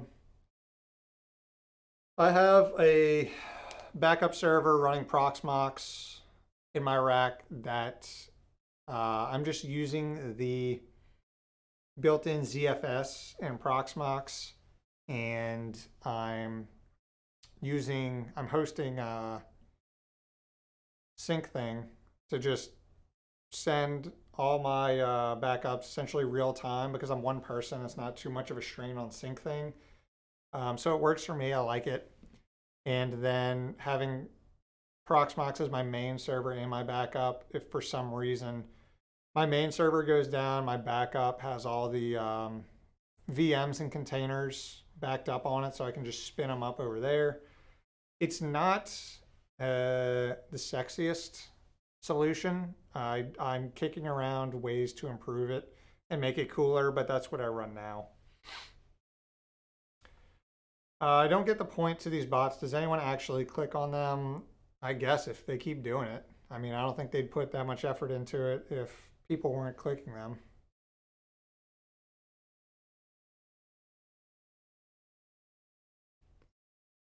Alrighty, I'm gonna sleep. Nice chatting with you nerds, big hutters. We'll be there for the next stream. Stay safe. Thank you for stopping by, my man. Mr. Miles, I appreciate you, my man. Have a nice slumber. I've been trying to follow along with the K3S guide. I've got 5 node, 2 servers, 3 workers. Got them spun up once, started over to get the load balancer up, and now I can only get 1 server running. K3S equals hell. K3S is the most frustrating and rewarding thing that I have done. It was such a pain in the ass to get set up, but now that it's set up, I really like it. But yeah, it's one of those things you're going to go through issues. I would be concerned if you did get K3S spun up on the first try. I would just tell you to go buy a lottery ticket if that were the case. But yeah, that's how it'd be. I was going to say something about the backpack, but whatever. Yeah, we talked about it. Basically,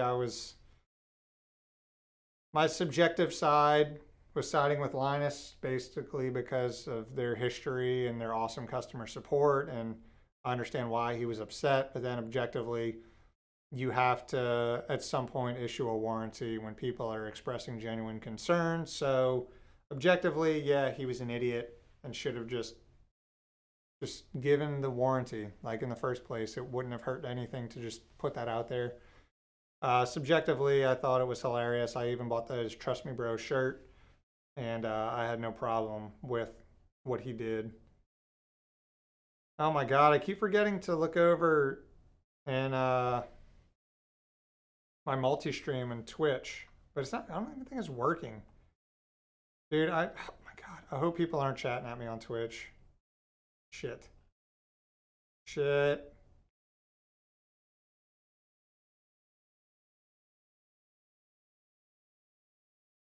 Okay, good. Whew. We're good. False alarm. Do the pool stream. I'll join you in the tiny pool. Have for my pup. Everybody get in the pool to watch me stream. That's the only stipulation. You have to watch me from pool. Hot tub stream when I get a hot tub. So probably never. If you do a pool stream, make sure you wear gold sunglasses, pinky rings, and smoke a cigar. I'm gonna get some weird DMs if I do that. You do have some big dogs. Okay, it's the angle. It's the angle, Bruce. They're normal sized feet, man. I wear a size 10.5. Pretty standard. I'm more of a GUI guy to manage Office servers, and saw CLI and Linux as a pain, and then Microsoft pushed PowerShell everywhere. Yeah, it's preference. I like GUIs too. I mean, I just like seeing charts and graphs and colors. I'm a simple-minded person. But yeah, learning to navigate the CLI has been I wouldn't say unintended benefit of getting into home labbing, but I do like that it no longer is as intimidating as it was. before getting into home labbing, where if I saw something that required me to dip into the CLI, I was like, well, guess I'm finding another solution. You are knowledge. I am knowledge. Not much, but some. For important services, always use two-factor authentication, but otherwise don't share anything you can avoid sharing, and always treat anything you place online as potentially public. I agree. ESXi are fun, but very expensive. God, it's so interesting. The way ESXi is so different from traditional like hypervisor setups, Proxmox, TrueNAS, etc. Even Unraid. But yeah, I gotta get back into it. I gotta make some type of content on that. I use Backblaze for my offsite backup. They are good and very affordable. That's one of the videos I'm actively researching right now. Is I want to deploy my own backup, offsite backup server. So I got to build that and then decide which one of my friends' houses I'm deploying it at, with or without their knowledge. Do you think that you will make any more server hardware videos? Maybe entry-level build that can be easily upgraded? Yeah. Trying to think of if I have enough stuff laying around to where I could do something like that. I just didn't want to make too many of those videos. I don't want to become that channel that's only doing like PC builds, because that shit gets so boring. I've seen channels that kind of navigate towards that, and they get pigeonholed into the only thing they can make is building computers and servers, and it's boring as shit. So I didn't want to saturate and make too many of them, but I'm trying to think. The last one I did was when I upgraded to my 2U server. I was like 8 months ago. I don't know. Yeah, I'm probably about due for another server build. I need to host Plex and could use the TrueNAS plugin. But it is better to separate VM, use Rancher or something, or is it more just down to whatever anyone's preference is? I'm a beginner. It's gonna be way easier to use the plugin for the most part. That's just the nature of plugins. Usually it's 1 or 2 clicks and boom, you're set up and ready to go. Doing a VM is going to give you more flexibility or control over it. Specifically the hardware you want to assign to it and whatnot. I don't know. If you're a beginner, I would say do the plugin. If you really want to learn more along the way, then do a VM. I don't know, but a blanket statement for a beginner, I'd probably just try the plugin. And if it works, cool. The F in K3S stands for fun. Yep. Notice how there's no F in K3S. That's the joke. What's the benefit to running K3S? High availability and scalability. It's really good at scaling and doing high availability for being, and I want to choose my words lightly here, for being so easy to deploy. And when I say that, you're probably like, what do you mean easy to deploy?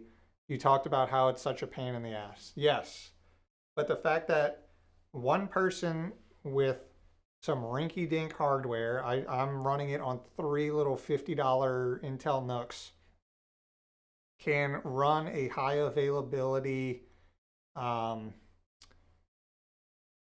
scalable cluster that can be scaled up or down very easily is pretty impressive, given that, you know, I'm just one guy with no real, you know, sysadmin experience, no certifications, there's no fancy hardware required, no licensing, none of that.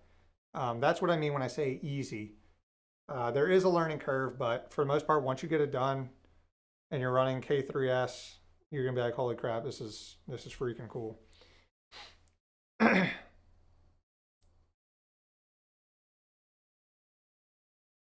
If you do a pool stream next week, I will watch from a lake. Does that count? A lake is like a big pool. So yeah. Yeah, I'll count that. Once you get used to CLI, there's no going back. I'm a big CLI user, even on Windows. Yeah, I mean, I still like a GUI, but like I said, I'm not as intimidated by the CLI these days. Backblaze is only $5 per terabyte per month. It's 2 cups of coffee. Yeah, for the most part, for my stuff, I would probably only need like, for offsite backup, like 5 terabytes. So $25 a month for offsite backup is solid. To be honest, Portainer is nice. Takes some time to learn, but it has so much under the hood. I really like Portainer. Anytime I spin up Docker, most of the time I'm spinning up Portainer too to manage it. And now that Portainer can manage a Kubernetes cluster, I kind of want to dabble in using Portainer with K3S. I think it should be. I don't know if you just need standard Kubernetes or if it can work with K3S. Should. But I want to test that out. That sounds like a good time. LOL, I have a group chat going in the background, and it's literally 2 engineers sending back different registers like 0x07 and stuff, like alien speak. What? Like, what? Just respond with like random ones and zeros. I've seen some very affordable first gen EPYC CPU motherboard RAM combos on AliExpress. First generation EPYC. Oh, EPYC. Okay. I was thinking Threadripper. I think first generation EPYC is still good. I'm running a Rome EPYC, which I think is 2nd gen. Yeah, I like EPYC.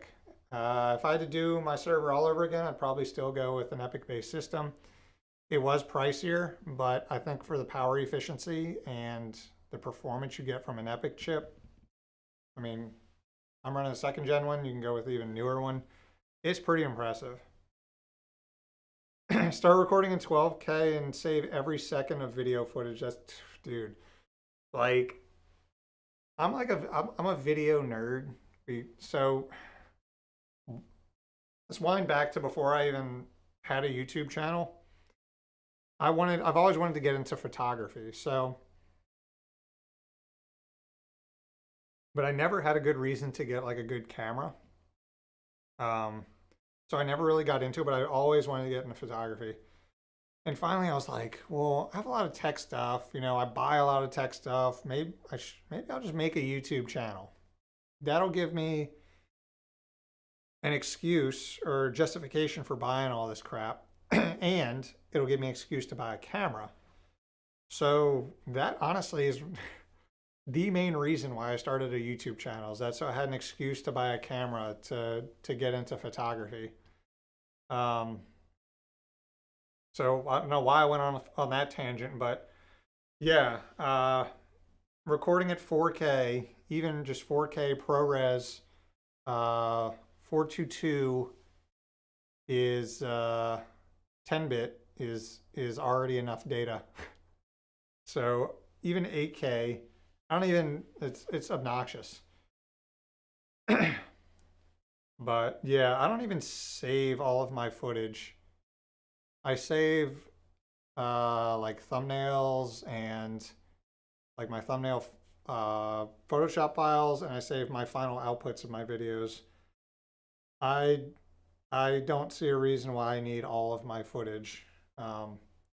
If I were to be shipped like a Storinator and my channel gets big enough to where I can just drop a shit ton of money on a bunch of 16 terabyte drives, 20 terabyte drives, then I might start saving it, but I don't see a reason to. But I know that's controversial for a lot of creators.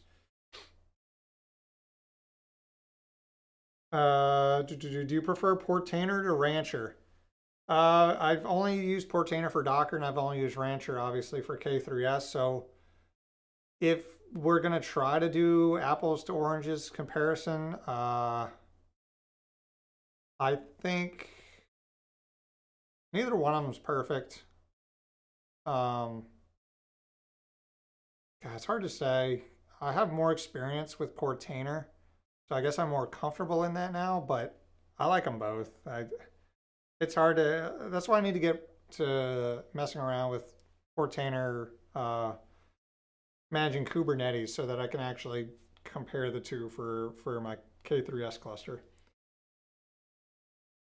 Maybe a home build energy efficient pfSense router that would be able to run WireGuard with a 1 gigabit throughput would make a great video. Not much videos explaining what hardware would be able to do that. I may have hardware coming in for that exact purpose. I don't know. A company reached out to me asking if I wanted to try out some of their tiny x86 based what's the word? I guess computers that are mainly designed for running OpenSense or pfSense. And I gave them my address. They agreed, and I haven't heard from them yet. And it's been, I don't know, 2 weeks. I don't know if they sent them or not, but if they did, then I'll be doing a video on that. I asked them to send me a couple more so I could give some away to you guys if they're cool. So I got you. Good excuse to get a camera. Yeah, I couldn't justify getting a camera because I have this problem where when I get into a hobby, I spend way too much money on it because I feel like I need the high-end stuff. So I knew if I got into photography, I would spend a lot of money on it, and I did. I don't even want to say how much money I've put into camera equipment since I started my YouTube channel, but let's just say it's a lot.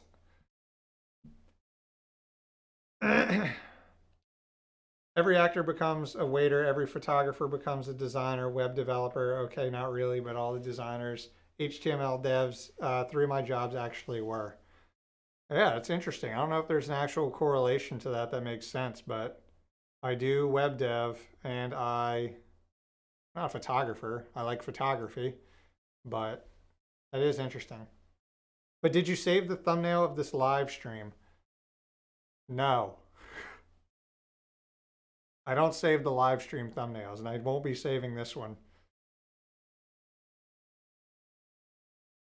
I don't see why people shoot in 4K or keep all their raw video. Maybe that's just because I work at a TV station. Doing that work would not be affordable. I can see why. You know, it's cool to have all your raw footage. You know, if you ever want to do something with it, you have it.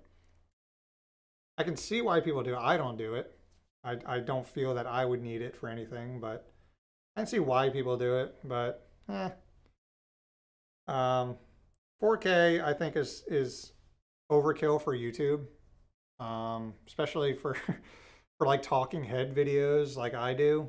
But again, I'm a camera nerd, so I shoot I shoot 4K with my Sony FX3 in S-Log 3, which is so obnoxious. Zero reason for me to shoot an S-Log for these videos. If you know what S-Log is, you know that it's basically like a flat color profile that you have to manually color grade to get the most dynamic range and the best flexibility out of your image. So the fact that I'm in a standard studio where nothing changes, and it's a talking head video that doesn't require super accurate colors, is extremely overkill. But again, like I said, I enjoy that type of stuff, which is why I do it. Modern, Curtis with the hard-hitting questions. You guys are never seeing my feed again, I swear. Modern epics are super expensive, at least for home labbers, but first gen are more affordable. I've seen 2 32-core epic CPUs, motherboard, and some RAM for like 1.2K or so. Yeah, they're definitely not cheap. I don't, I've never recommended an epic to anybody who is just getting into home servers or, you know, is looking for a budget-friendly system. I would never recommend an epic system. But if you know what you want, and you want solid performance for a reasonable cost, and I think epic is for sure the way to go. If you had to buy a backpack today, which one would you choose?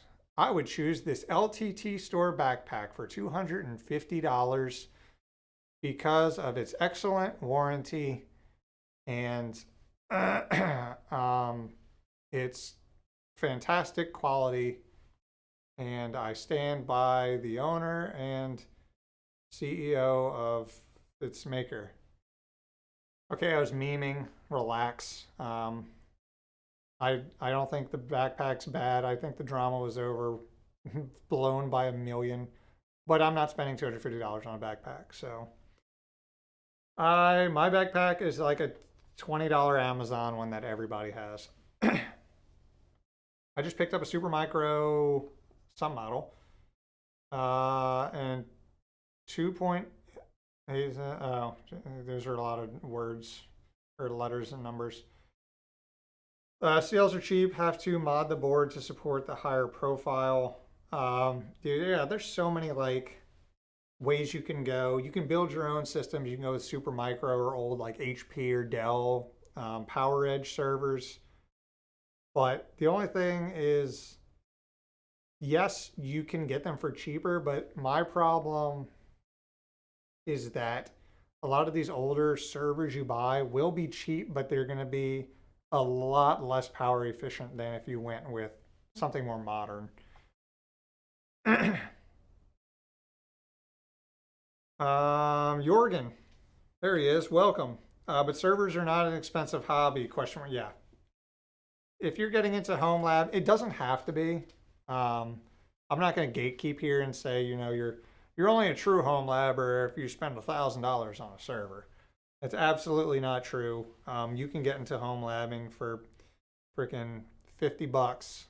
Buy an old Dell off Craigslist or something. $40 if you're good with your hands. But yeah, you don't have to drop a lot of money on it. But it's a slippery slope. It can be expensive. That's for sure. Oh my God, you guys are.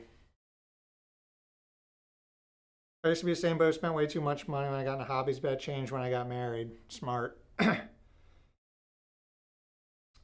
Don't worry, saved it. Only put up in only feats. Nice to. You guys are. I swear to God, dude. I'm chopping my feet off. Nice to stop in while you're while you're live. Your videos are awesome. Keep it up, brother. Thank you so much, SpecCon18. I appreciate that, man. Welcome to the live stream. Papa, just change the name of the channel to Owl Feet. If I'm about to put a filter where it's gonna block any comment with the word feet in it. You guys were warned. You bunch of nasties. I humbly accept this. Oh my God, what are you guys doing? Don't save my feet picture. Wiki feet, that's not even a thing. I hope it's not. It probably is. I spent my hardware budget already for the next 3 years. Yeah, until next year. We'll see about that. I needed a 3090 and each. Needed a 3090. Absolute mad lad. So no move to float plane anytime soon? I don't think so. Float plane's invitation only, right? I don't know. I don't think I took any negative view. I think if anything, I was more online than a lot of people. But I can acknowledge why people are mad and objectively see that he fucked up. But I don't think it's as nearly as big as what people are saying, but he can't come out and say that because the more he doubles down on things, the worse it looks and the more it fuels the knights in shining armor keyboard warriors to play good guy. So to be honest, I would consider the LTT backpack if I was taller. I'm tall enough to where I look like I'm wearing a children's school bag unless it's unusually tall. Yeah, I mean, like I've said a bunch of times, I'm sure it's a freaking I'm sure it's a nice backpack, but again, I'm not in the market. I'll spend money on things, but I'm not spending $250 on a backpack. Justin, I love Linus, and I was looking forward to the backpack and screwdriver once I saw the prices. I said, hell no, and the warranty thing on top of that made it even worse. Yeah, I didn't mind the warranty, but the prices, yeah. I I would love to have the screwdriver, but I'm not going to spend $70 on it. Oh, I'm still definitely buying the screwdriver. I mean, it's probably gonna be a nice ass screwdriver.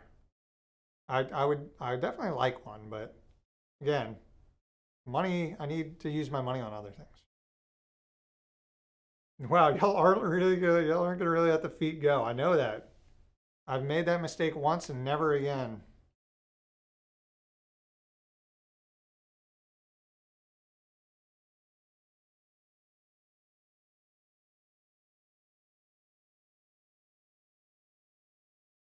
Awkward silence. Wikifeed is, dude, stop.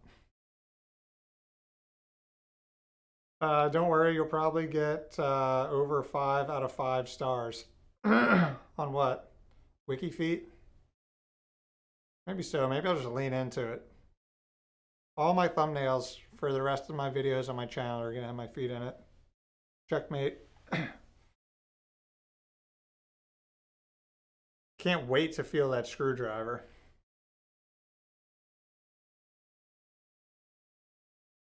I hope you're just talking about the screwdriver. Butter knife greater than screwdriver. If you're spreading butter, probably. Yeah, you're a bunch of degenerates, you're a bunch of nasties. At Radel, guide me. I have self-hosted. Radel's guide me. I've self-hosted so many things, and I'm tired of accessing IP port number. I don't want to forward to WAN. Tried with Pi-hole, but it can only solve the IP, not port number. And Nginx Proxy Manager works with WAN, not local. So you could just, so I think what you're looking for is DNS. So you could set up a local DNS server.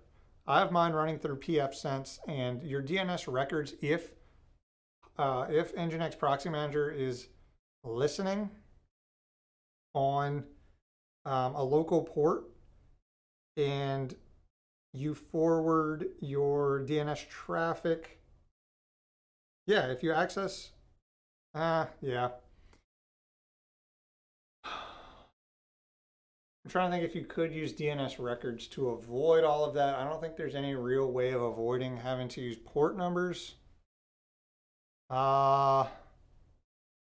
You could, I guess you could set up local DNS to route all of your DNS, your local DNS records to Nginx, and then route it locally. That way, you don't have to go through WAN. Traffic, you could also use traffic. I use traffic for my K3S cluster, but I'd be lying if I say I completely understood how it works.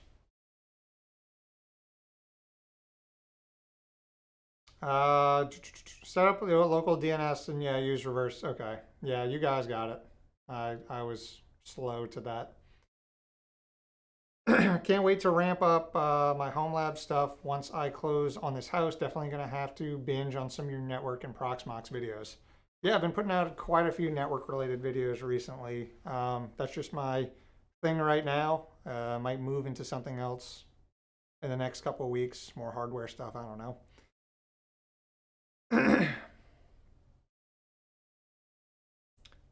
Compute, DNS plus traffic or Nginx Proxy Manager. Yeah, local DNS server forwarding to Nginx Proxy Manager will essentially take care of what you're trying to do. N. Hansen, I hope that's how it's pronounced. Thank you for being accessible to the community. Your content is top notch. The camera purchases seem to be working out. I appreciate the response tonight. Gotta run. Have a good night, folks. Thank you for stopping by, my man. Yeah, I hope at the very least my content looks good, considering I'm a self-proclaimed camera nerd. You can create a bunch of load balance services in Kubernetes with Metal LB. It will create a bunch of unique IPs for each service, then assign DNS for each of them.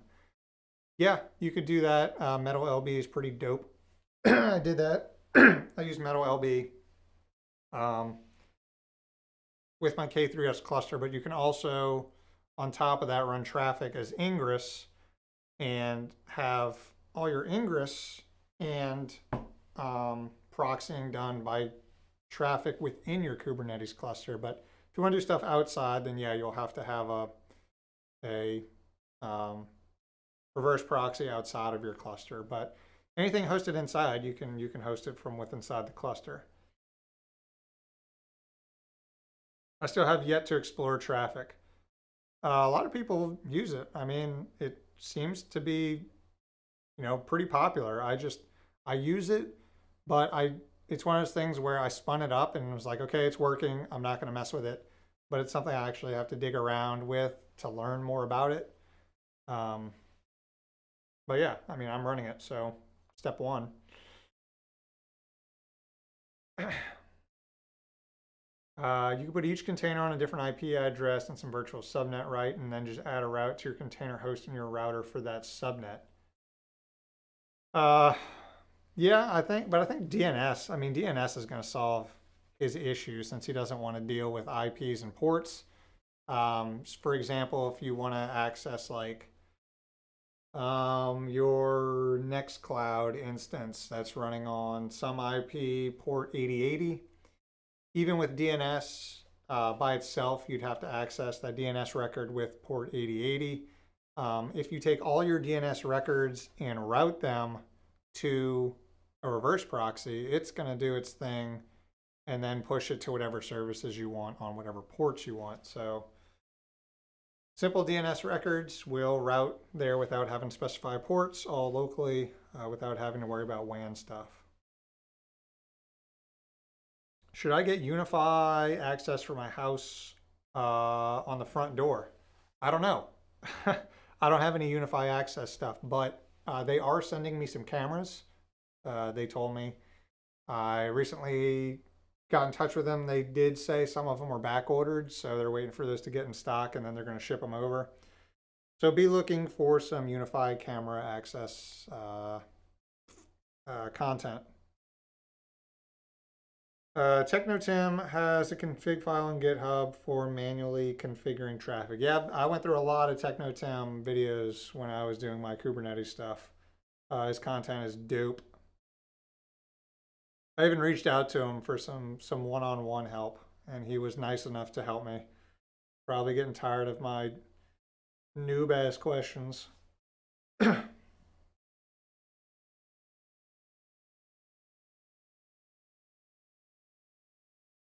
Another option is to set up aliases. Alias Nextcloud equals Nextcloud 8080. Where would you even set up the alias? Is that like a host file or something? I don't even know you could do that. TechnoTim, love him. Yeah, dude's a beast. You can do that with SSH aliases, but I don't know about browser. Yeah, I don't know. If you can, it's cool. I don't know. And bash.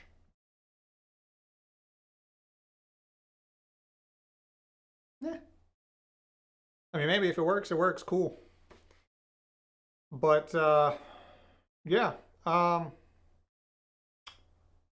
I guess we're going to end it here. I don't really have any more stuff to talk about. I was gonna, yeah, I know before I used to have like real specific topics that we do on stream. I know I haven't done that in a while. I've gotten lazy with it, but I do hope to start doing that again, because those were always fun, sitting around breaking shit live on stream. But I've gotten lazy with my last few, but I do enjoy doing this. I hope you guys enjoy sitting in here and hanging out and listening to me complain and talk about nerdy shit and talk about my feet like a bunch of weirdos. But yeah, Ronker made it to the end. You did. You're a journeyman. Get that journeyman badge.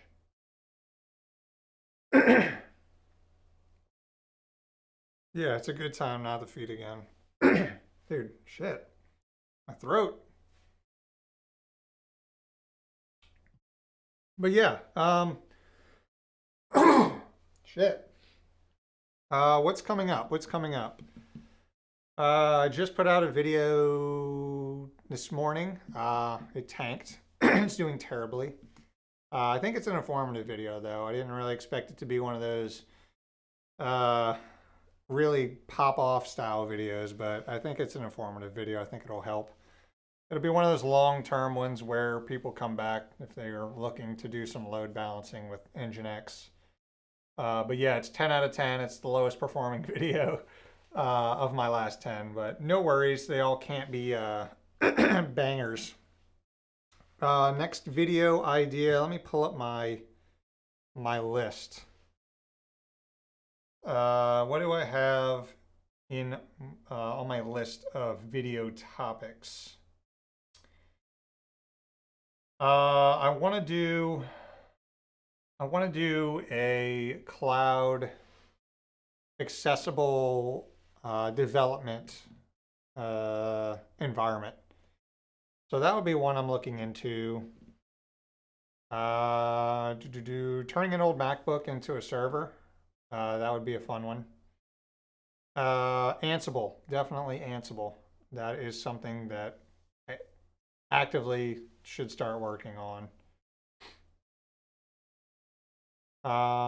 Let's see, what else? Network security, I think that would be a fun one to dip into, like hardening your network versus attacks. I think that would be a fun one to do. Definitely off-site backups. That's one I'm actively working on. Let's see. I do have some hardware that I'm waiting on to do videos on. I just did high availability using cloud load balancing. Making your own VPN sounds kind of interesting. Some Docker stuff. I don't know. I'm always up for things, but I do have a long list of content I'd like to make. But yeah, that's it. Terraform, maybe put it on the list.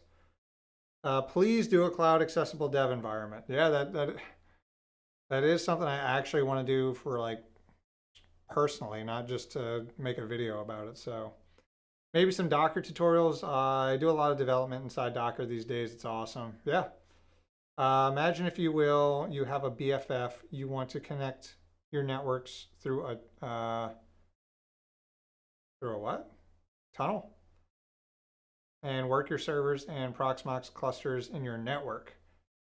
You talking about just like almost a VPN? Or am I overthinking or underthinking this? Configuring VLAN rules in pfSense. Oh, that is. So one I really need to do. Yeah, I want to do a full walkthrough of my pfSense setup because I got a decent amount of stuff going on in there. I want to do a full home lab tour. I did one last year and a lot has changed. So that'll be a big one. That a full 2022 what's in my home lab tour. So TrueNAS scale cluster. God, yeah, that is another one that I wanted to.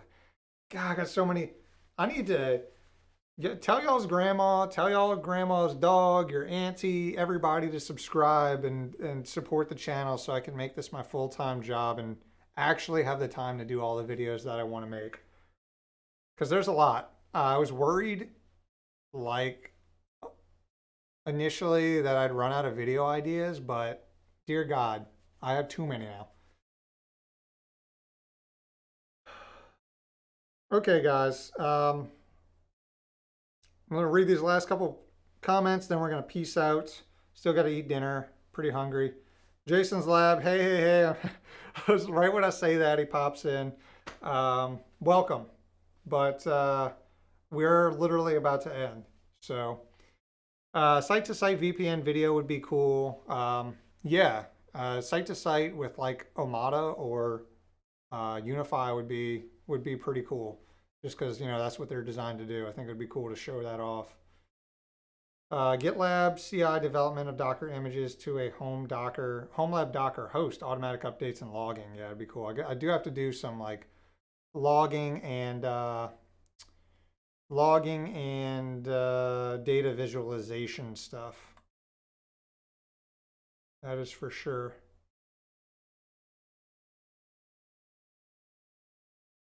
What else we got here? Jason, you're just in the pool, dude. On one of my next streams, we're doing a pool party. So you guys are worried about feet? Ooh, you guys are in for something. But all right, that is it. Miles, what profession are you in currently? I work in IT, in application support and development, mostly doing .NET, web development, C# stuff, some Java-based applications, some database management stuff, and Oracle, MS SQL. But yeah, that is it. I appreciate all of you for hanging out and letting me talk about this drama and then sticking around to talk about some nerdy stuff.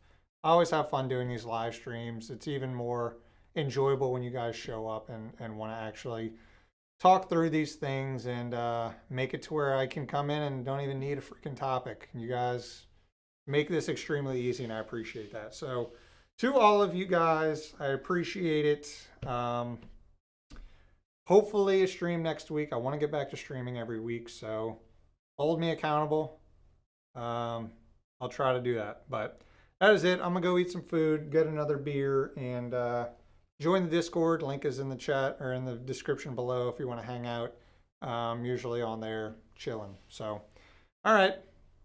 That's it. Peace out.